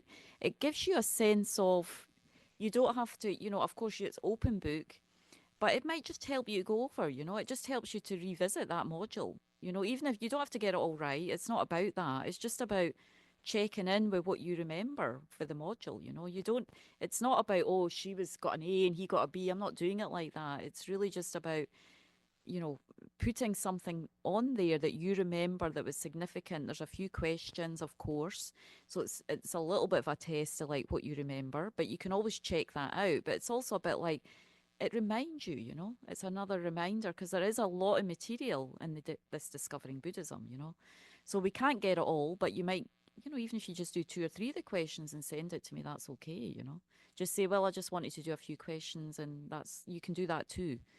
Because it does help one to go over a little bit, I think, what you've learned from that view. But we're not counting, there's no top of the class and bottom of the class and dunce hat or any of that kind of thing, So just if you'd like to do this, do the assessments, of course, you can do that. Okay, any other questions? Or Dana's got one more really quick one. wee question. I heard you say that we're not supposed to talk about our experiences, and then you kept talking. And I remember Vimal Pommel saying the same thing, that there's certain experiences you're not supposed to talk about. And I was wondering, well, why, and how do we learn? Or Well, that's a good question. Experiences probably at that time wasn't the right word. I mean, you're not really supposed to you definitely aren't supposed to boast about realizations. Proclaim your realizations. I had this experience and I did this and I've got, because it can become an obstacle, obviously, and there's a pride behind it as well. I think sharing experiences is fine. If you've got you're sharing because you want to ask someone their advice, you need to ask, well, this happened, is this okay? Or is this valid? Or just sharing what's going on with your practice is totally fine, actually. Yeah. It's more about, there is actually a vow for monastics not to kind of, lie about your realizations like that, as well. And for any of us. So generally the lamas, and also in this tradition, the lamas don't really, they're always like, I'm not like this, I don't have any realizations. And I mean, to the point where His Holiness would say, well, I've studied well, but I still haven't got this and that. And everybody else is like, well, if you're not there yet, where are we, how are we ever going to get anywhere? So I think for Westerners, that style doesn't really work, because we just get discouraged. We don't think, oh, this Lama's so humble. We're like, well, we just pull it back to ourselves and say, well, if you still haven't realized emptiness, where are we ever going to get anywhere? So His Holiness has started speaking about his dreams, and even one teaching I heard him, I was like blown away when he said something about his direct realization or his realization emptiness, or I don't remember the words, but everybody was like so blown away when he spoke about it, but so happy because we kind of know that, and nobody thinks His Holiness is boasting at this point, So it's more about just your motivation, but yeah, definitely it's nice to share with others, and it's more like sharing, and if it can help others or you need some clarity, all that motivation's okay. It's more about watching your motivation. So as I say, I didn't speak about that for a while because I thought, well, they did talk about that in the scriptures where you can't find the I. But again, as years go on, you're like, well, I'm still here anyway, so I could share that. I mean, this is what happens. You do get some experiences, but it's not like you're out of samsara, It's like that's just, it confirms that your consciousness can change and go into these experiences, and you just need to keep going and stabilize and chip away and how wonderful and keep going, that's kind of where you get to, and you do over the years see a development of your mind. That you do see that the delusions lighten a little bit in the mind. So that's what's most inspiring, Yeah. Any other questions, comments? So, oh yeah, Robin's got one. Great. This is just from the reading for the class. Mm-hmm. I was reading about perfect body, and there was a phrase around people who have missing limbs and other kinds of physical disabilities they can't take vows. And I was just curious, is that still true? There are some, if you've got certain deformities, I'd need to look at the Vinaya properly, but certainly for a precious human rebirth, it's not like you're a lesser being or something like that. It's more about there'll be practical implications where you're not, but I mean, you can still, like, if you're disabled, it's more like practically what you can manage, It's more on the practical level because there are some things you need to do when you especially if you become ordained. So like if you go, old days, if you went, at the time of the Buddha, I don't know if disabled people could take vows because they're walking all over they didn't have a place, they're walking. You could certainly take lay vows, but when you go into the level of monasticism, so there are, certainly if your sense, if you're blind or deaf or too many, it might be practically not able, just for that reason. So it's more about practical than like being you can't because you're less or something. It's not like that. Does that help? Yeah. Okay. So I'm going to just go over a few more points to kind of help us. I think some of it we spoke about already, actually, to be honest with you. We've covered it now.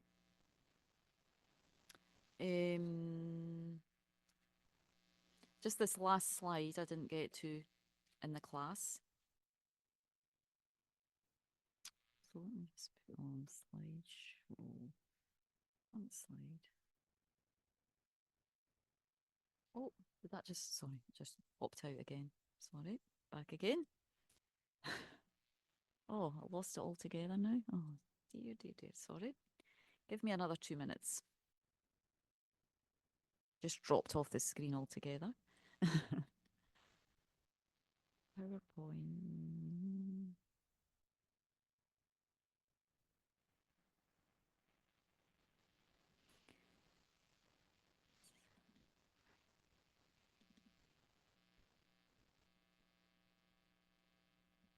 Right there. Right.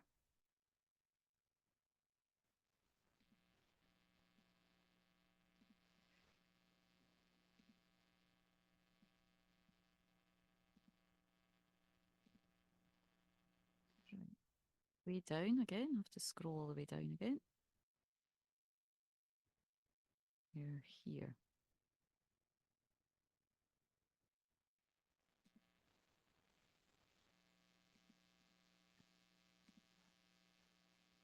Okay, so how to deepen our daily practice.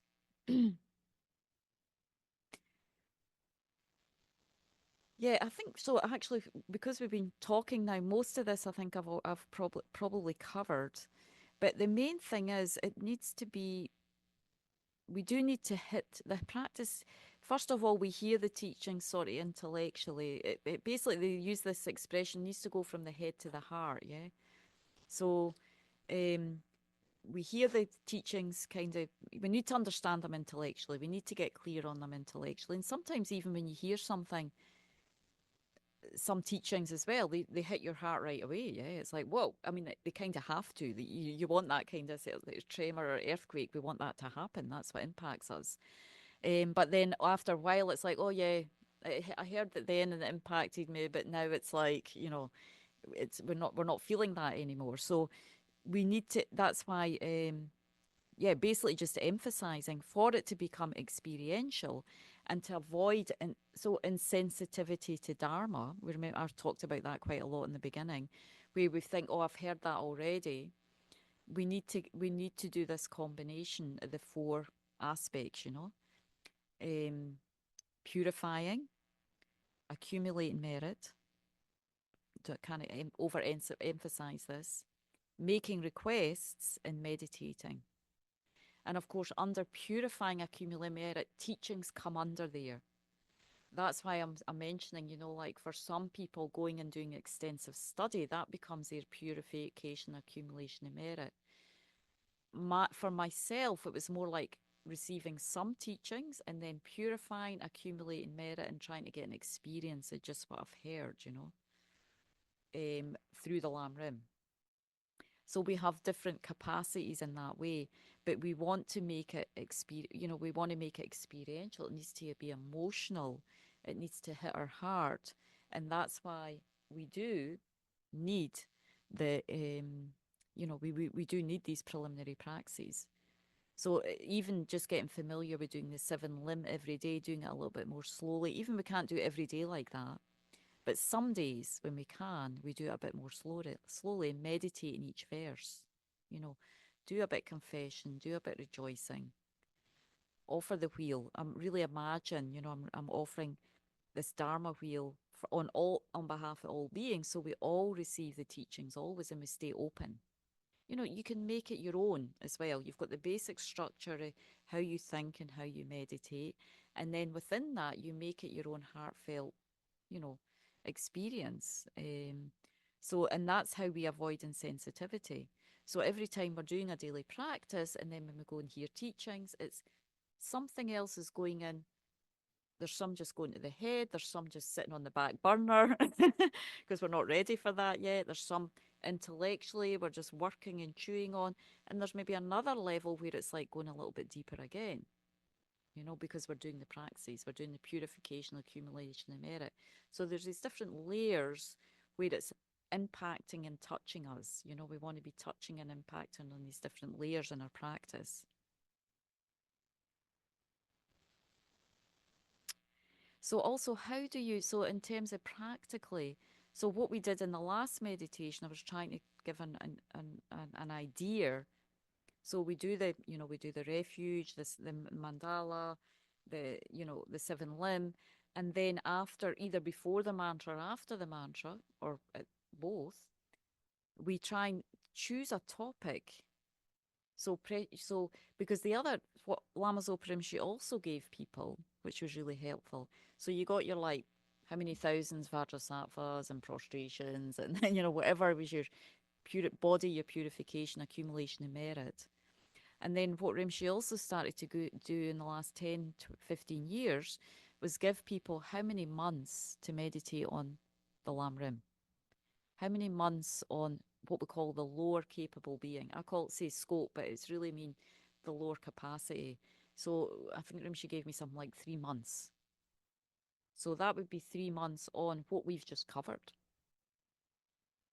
So instead of, and then you break that down. Okay, you've got precious human rebirth. So maybe I'm going to do like 3 weeks on that. So every time, even in the morning, even if, as I say, this is why the Lam Rim 365 days is so helpful for us who are busy, because there's already, I don't know, 10, 15 pages. Terry probably knows how many pages are on that one. And we can use that. But if we've got time, so we just use that for 3 weeks. We just do, after I've done my purification, I'm just going to meditate on precious human rebirth for 3 weeks to try and get an experience of that topic. Then I'm going to do another 3 weeks or a month on death and rebirth, try and get an experience of that. I'm going to use the Lam Rim, but then when I've got more time, I'm maybe going to open Liberation in the Palm of Your Hand, read a little bit there.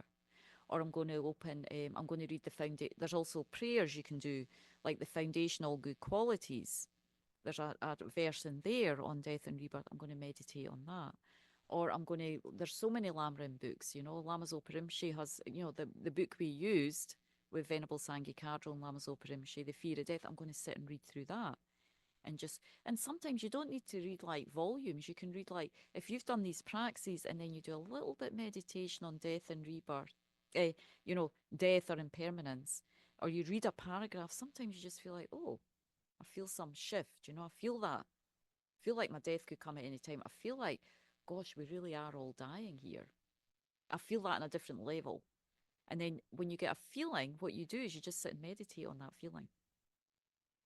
So that's how you combine analytical meditation with just concentrating on the feeling that comes when you analyze like how precious your life is. And then all of a sudden some feeling comes like, oh, I'm really fortunate. Then you just sit with that feeling. You hold that feeling for as long as you can. Then it drifts away.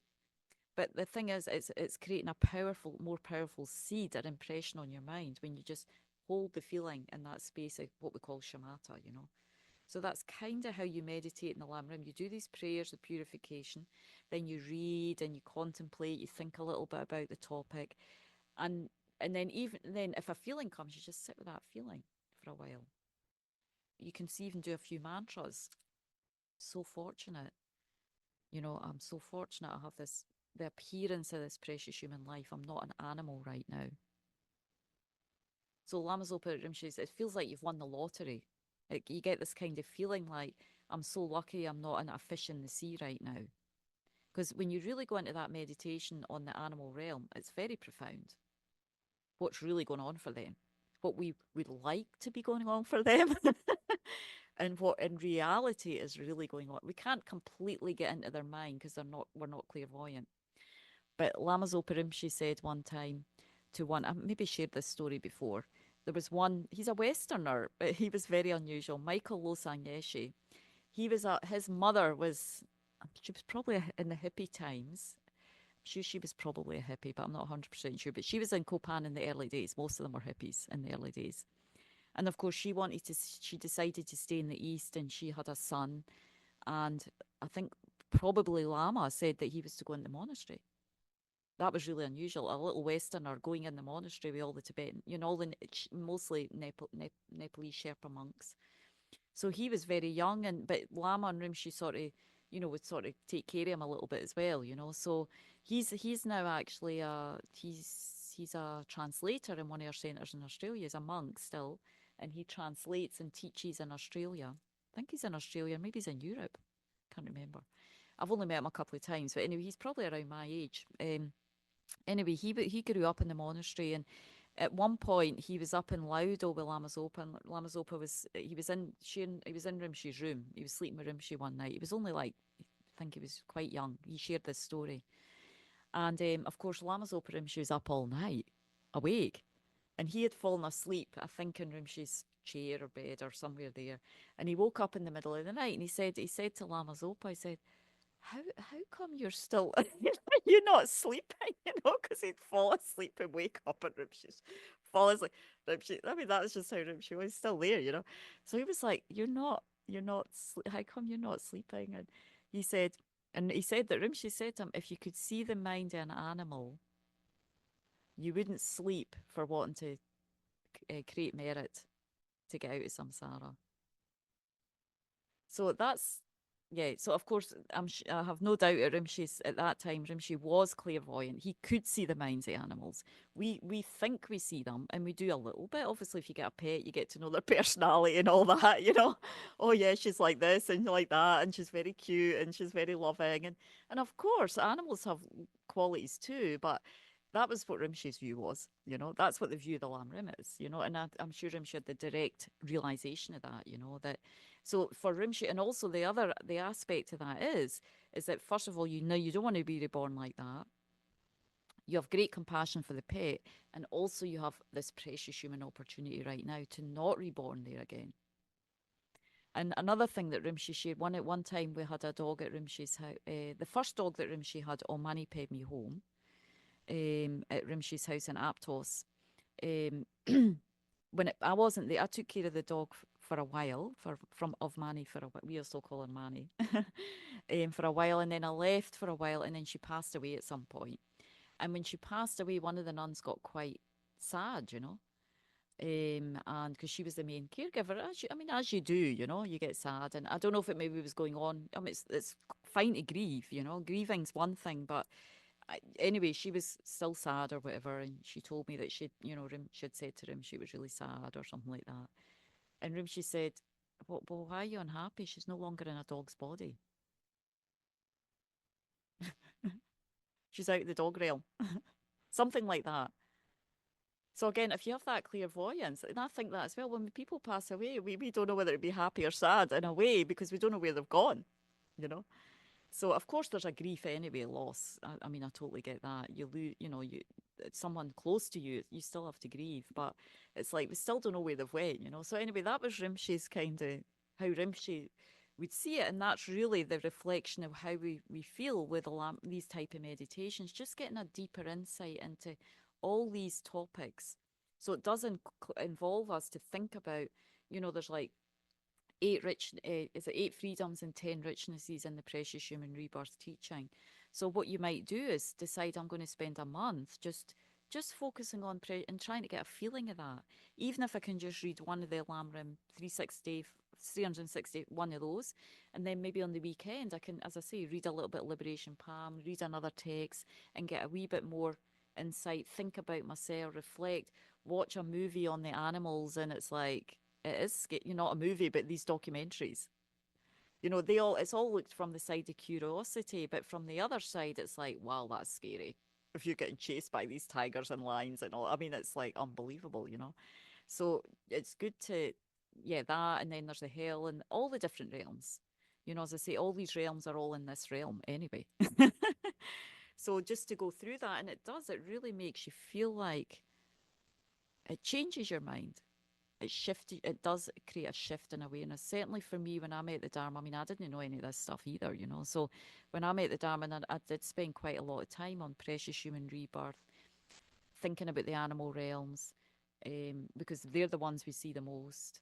And then thinking about death and impermanence and karma. It's the lower scope that really fundamentally changes our reality, how we see things, and it's really what brings a lot of wisdom into our worldview.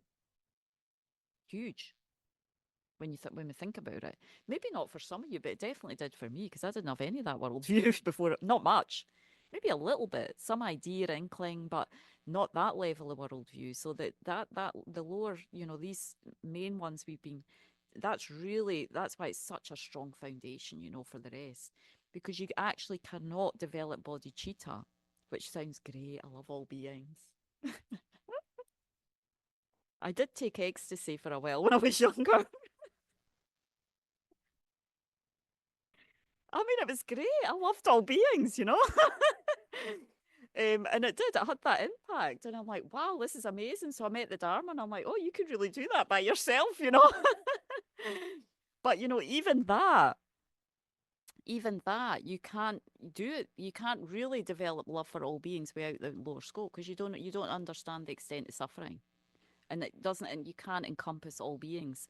It's just not possible. You need to have renunciation before you can develop bodhicitta.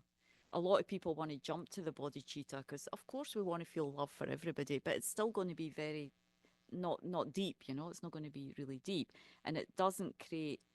It's just not the causes. It doesn't create the causes for enlightenment without the renunciation there, and that's why I also felt with my kind of fearful experience of emptiness or nothingness or whatever it was. I didn't have this foundation, just wasn't strong enough either for that as well, you know, to go there mentally.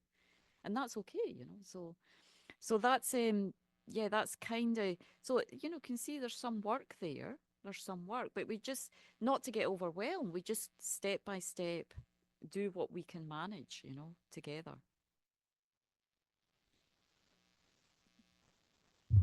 Ladan Keep the has a goal in question. mind. Sorry. Yes, is there a question? Yeah, Ladan's asks, is lack of compassion make us reborn in animal realms or ignorance? I think the causes to be born in there is a lack of morality, not having pure morality. What causes us, and I mentioned that in the meditation, what are the two causes? Maybe I'll ask some of the students. What are the two causes for being born as a human? Good to know these. Well, the main one for a human, and like more like a human with necessities, comforts. What would you think? Maybe Urs? Gonna pick on Urs? Yes, morality is a big reason to become, I mean, observing ethical behavior. Yes, that's right, Urs.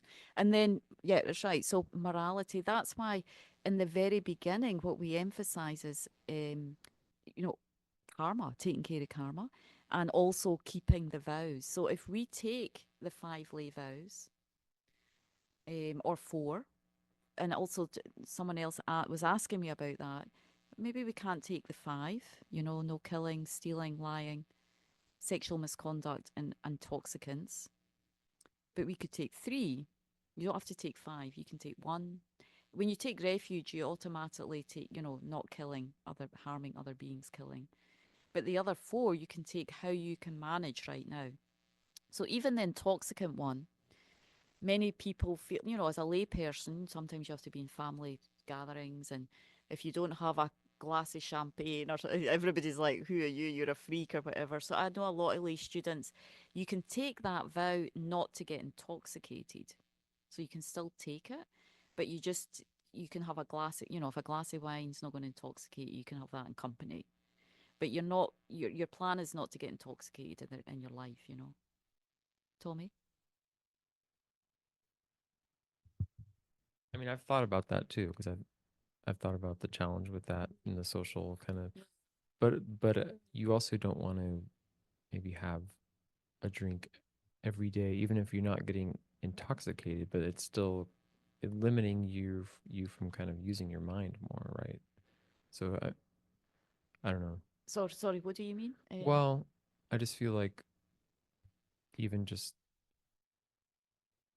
Is your question moderate like alcohol, say it kind of seems like it it affects your mind? Are you yeah, asking like that? like it limits Definitely. you That's why from it's ideal to not to come off alcohol yeah. altogether if you can. I mean, occasionally it's good for certain people for healing, but that would be you'd get someone who told you that, you know. But for most of us, it does affect your mind. So but His Holiness does give that option for people. But you wouldn't take it and say, well, I'll still have my glass of wine every day. Yeah. Not really, because that's just more of a That's an what I was attachment yeah. thing. Yeah. Yeah. I think you would take it. I mean, again, His Holiness just wants people to be able to take it to some level, because this is why we're saying morality is so important for a good future rebirth. You know, because what does morality mean? It means not harming others, even if we can't help much. But no killing in this world is huge, right? I mean, we live where there's always wars on this planet. So holding that vow and really trying to practice it is so much offer. Rinpoche says you offer so much to the world. No stealing. I mean, there's places where, even when I lived back in Scotland, there was one area where you couldn't leave your car there because the tires and you couldn't leave a decent car in that street. I didn't live there, but I knew this area, and it's like nobody wanted to live. There's loads of places like that everywhere. So because it's so much stealing. So intoxicants, yes, best, but because His Holiness is compassion, it's like, well, if you can't do that, where can you practice limiting your alcohol intake? And you just sort of take that commitment in your mind. It's maybe not the full vow, but it's a commitment. And then maybe after taking that commitment, in a few years, you think, well, wait a minute, I can take this all together now. So it's a kind of like, everyone's like gradual, not pushing and forcing, you need to be like this and that. I mean, the other four are kind of like, you can't really half take them. And usually people are fine to try and practice and take them. Or at least the killing, stealing, even though actually we go out in the car and we're driving over things, but we're not there's no intention to do that, And then lying is tricky. So again, it's not that we take the line, I'm never going to lie again. No, I mean, we start to observe our behavior around our speech, and that's why you do Vajrasattva in the evening. We have a purification practice, or even in the context of the seven limb, you confess, you just say, I really confess, and you purify. Confession's like purifying. So we're training in those. We take them to train in them, really, not to be perfect right away. So the alcohol one's a bit like that. Well, maybe you can't completely give it up, but you start limiting. And then you train to eventually, maybe you can stop altogether in a few years. Does that answer your question? So it's just more being a wee bit more gentle on ourselves, because then we're gentle on others as well who can't do that. It's a gentle approach, but but still it's like this gentleness and determination at the same time. So morality is the key one for a good future rebirth. And of course, when we take refuge, that's a level of morality. There's commitments there. When we take bodhisattva vows, if we ever take them, that's a practicing morality. It's a morality of keeping those vows. When we take tantric vows, it's called a morality, keeping those vows and commitments as well. And again, we don't take them when we're perfect right away. That's why we have purification praxis, because we can't keep them perfectly. So we keep purifying and training until eventually they get more and more pure in our mind, where we're able to do that. It's always a step-by-step development.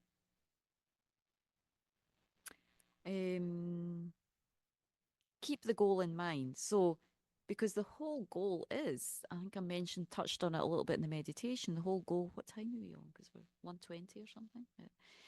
I mean, the whole goal, really, always remembering the whole point of this is that we can stop ordinary rebirth. We can stop ordinary death. It is within our capacity. Or not now, it's within our potential. We have the potential for that. The whole goal is to get on top of that. Lama Yeshe would say that Rinpoche said Lama Yeshe was on top of death. We're not on top of death. We're underneath death. We're in the fangs, the wheel of life. Mara, over here, Mara is controlling our death. We're in that process right now. The Lord of Death is still overpowering us right now. I think, I don't have clairvoyance. Maybe some of you are there already, but you probably wouldn't be at this class if you were. So you wouldn't need this class. So it's just to remember that we can get out of this whole process of suffering altogether. And this is just what we're doing. The Lam Rim is a step-by-step, healthy, approach that's been traversed by all, so many holy beings, and also kindly put together by Lama Tisha, who looked at all the sets of everything together and put it in a way that us, whether monastics, lay people, any sincere practitioner can practice. And we have masters who have been there and done that, also in this tradition, living masters who do embody these qualities, which is very rare within spiritual traditions. You don't often, always have masters who are embodying those qualities, who give us the direct transmission of their realization. So, so the goal is that, you know, to get ourselves out of that self-cherishing, self-grasping, grasping at the wrong view of self. That's the whole problem, you know, the wrong way we perceive ourselves. But we have to get to that wrong view through a step-by-step process, because we can't see the ignorance functioning in our mind right now. Can we? We don't see how we wrongly... First of all, we haven't done the emptiness module yet, some of us. Some of us, if who has, I might be halfway there, you know. Might be holding on to themselves in no time, you know, and getting that experience. But so we need this gradual purification of the mind, you know, gradual inner development, so that we start to get a taste of, like, how's ignorance, how's that cloud manifesting in my mind, and how can I, you know, meditate to get out of that. So as I say, it needs this multi-pronged approach, these different parts, to keep it all kind of fresh and juicy and interesting in our minds as well, not to become dry, some dry intellectual thing. And then the other thing we really need, so Sangha, practicing together. So I know there's a few of you who do WhatsApp. Joe was saying there's a few in the WhatsApp group that we chat a little bit on the WhatsApp. Yeah. Which is nice. And so definitely having Dharma brothers and sisters, teachers, and carving out time for, so day-to-day is good. And I know in America especially, working is a big thing. You know, it's more than in the UK. People work, I don't know, harder, but longer hours, you know, long hours. You're expected. This is the, what's it, the American dream. I think it all comes from this thing of the American dream. You come out and come here and carve out your life, you know, and you have to work hard for it. So I think there's more of that sense of that here than there is maybe in some other European countries. So that's why it's like, wow, I couldn't believe when I got here and people like got no weeks off the first year they work. I mean, pardon? No holidays your first year or two sometimes. Sometimes you get a week or 2 weeks. And in the UK, you get 4 weeks by law. 20 days. Any job. So I just thought people got that.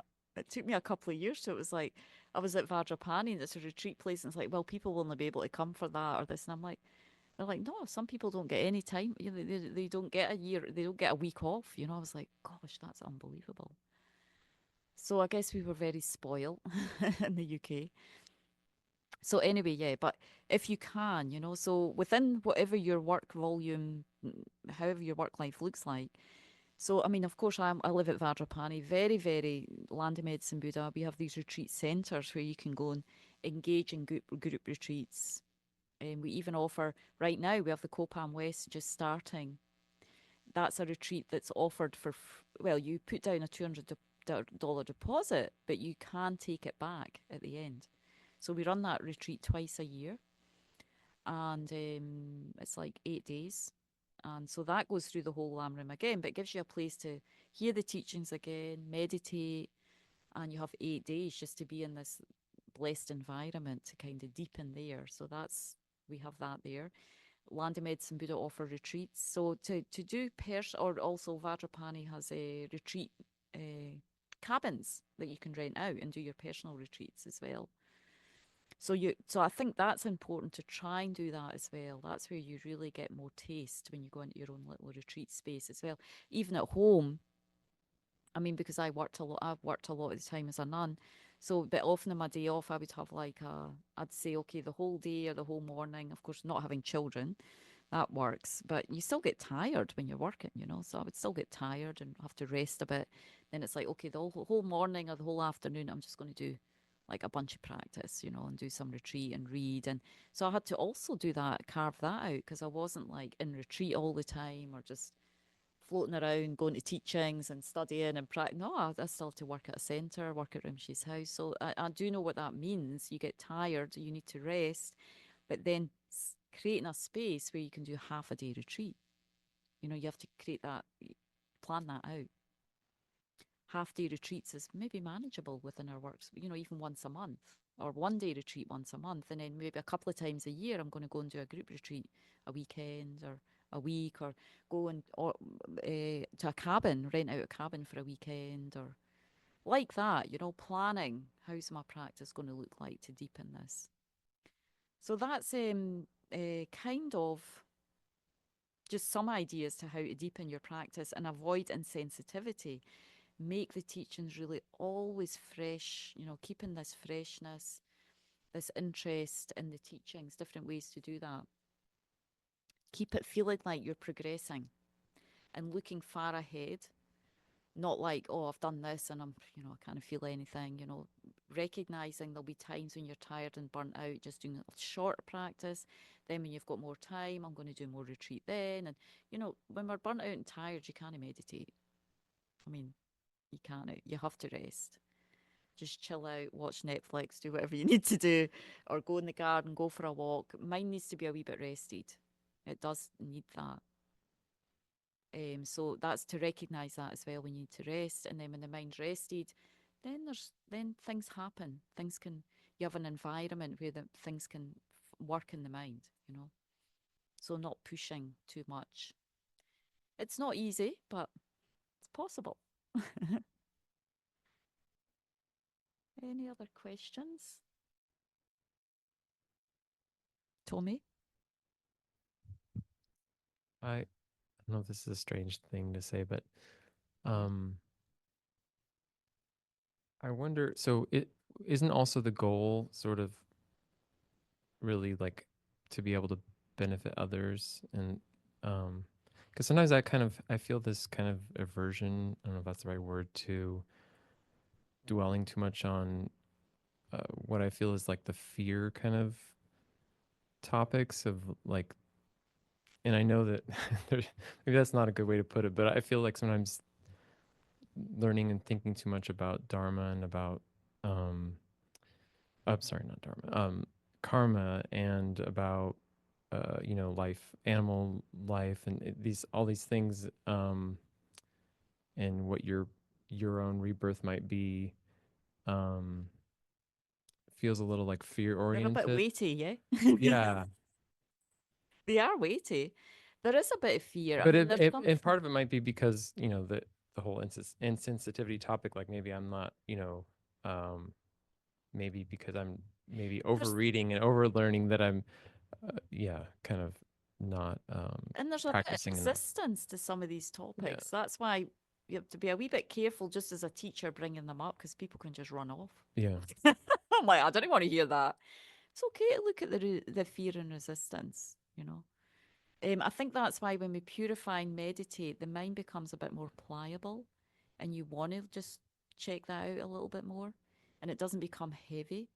The other thing, how I found with the animal realm, for me, it was like, oh, when I really think about that, I understand it more, and I have more compassion for the animals, because that's really what's going on for them.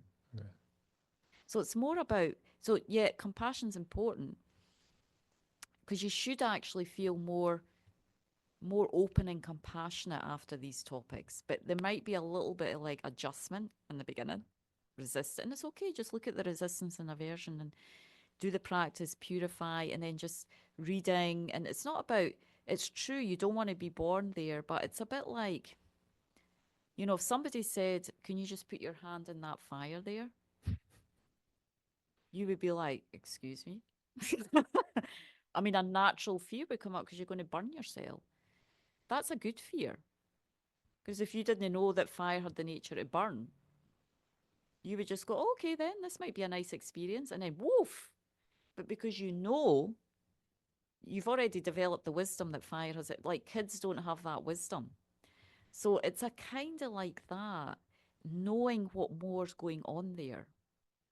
We're investigating, because there's an aversion and it's like, okay, I don't know, that's too much, or maybe we don't believe that. I mean, we can't see that, we can't experience. So it's kind of a process. We have to go through a process, and sometimes if there's too much stuff coming up, just leave it for now, put it on the back burner, and focus on the parts that are juicy for you, that are moving your mind. And then later, because I couldn't get the lower realms, certainly my first course or whatever like that as well. But then I did find the animal realm for me quite helpful, because I started to really understand what was going on with them. Because I had this thing like, I'm not really quite getting what the animals or what's going on here. I just couldn't really get what was going on with the animals on some level, you know. I mean, they're there and they're eating and they're sleeping and they're killing each other and hunting. But it's like, for me, it's just like, well, why? I didn't, you know. So for me, that was like, oh, no, they don't want to be there, but this is their life, you know. So I find that, like, when I do a little bit of that, I try not to make it too more. You can also get away with it being too self-focused. Just have compassion for the animals and think, I'm really lucky I'm not there. That's it. And of course, there is the thing, like, one of the causes of refuge is fear of the lower realms.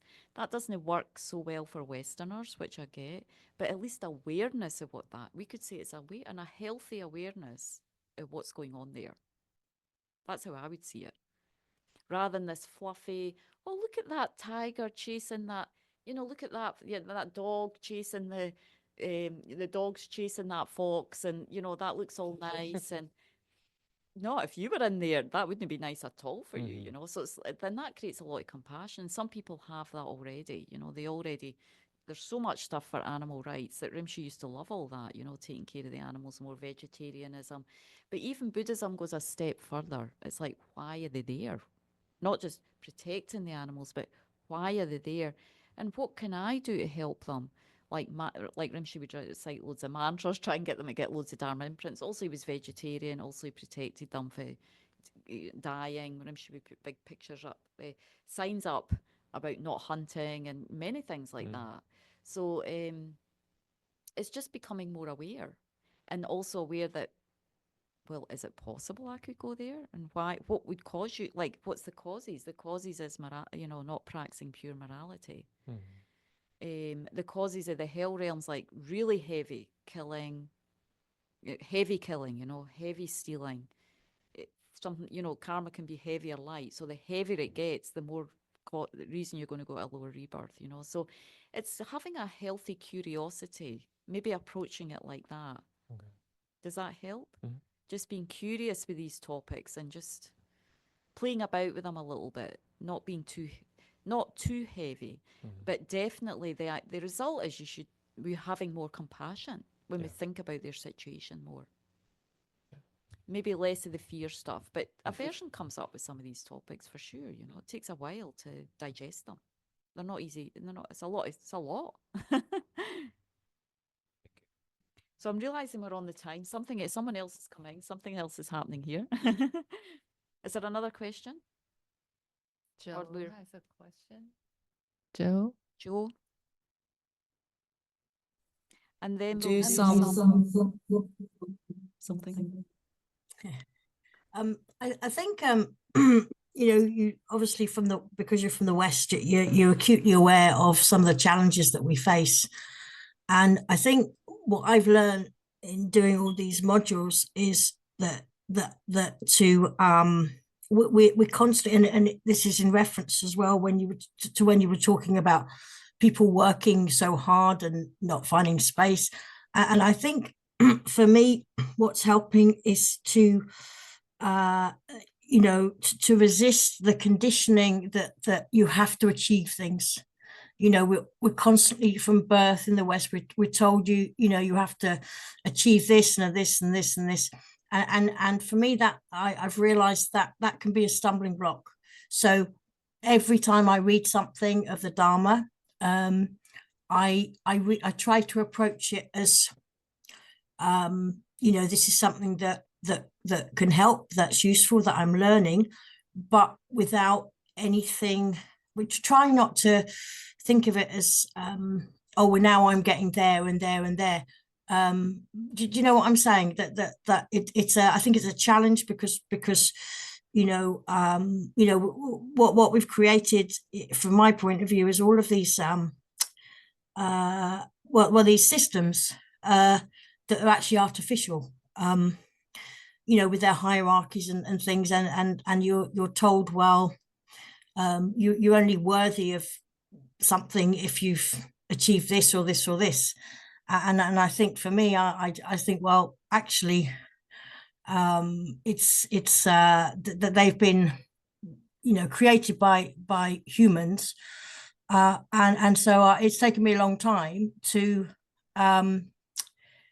not focus on, to stop focusing on, you know, the next step, and try to focus on what I'm learning right now. And sorry, I'm waffling now. That's it, really. Yeah, but that's correct. That's right. You know, just being content where you are and stepping ahead, moving one pace at a time, one step at a time. Eh? Thank you. Thanks for sharing. So I realise we're over time, so let's just do a couple of dedications. Dedicating to actualize bodhicitta. Of course, we haven't done that module yet, but we can say for sure the good heart. And just continuing whatever determinations, taking a moment just to set our own inner determination, you know, plan for our practice. Plan to be content with where we are. Plan to just keep moving along step by step, having the long view. It's a lifetime's view, not lifetime. Being okay with that. And just continue to work, be patient with your stuff, patient with yourself.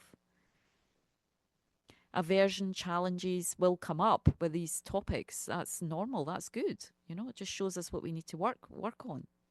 It's okay. And just rejoicing that we all spent this morning doing this, you know, really meditating and reflecting on these very, very profound topics, which are so important for ourselves individually and so important for the world, you know, to know that much more we can embody, embrace, have some of this knowledge, that much more we can benefit in the world. That's no question. Just by our example, by our conduct.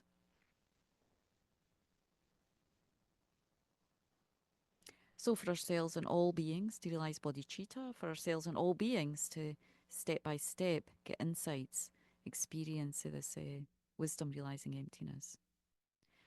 Chanju Senjo Rinpoche Magi Panam Gyurshik Gepa Nyampa Mepa Ye Gonne Gondu Pelwar Sho. Due to this virtue, may I quickly become a Guru Buddha and lead all transmigratory beings without exception to that state.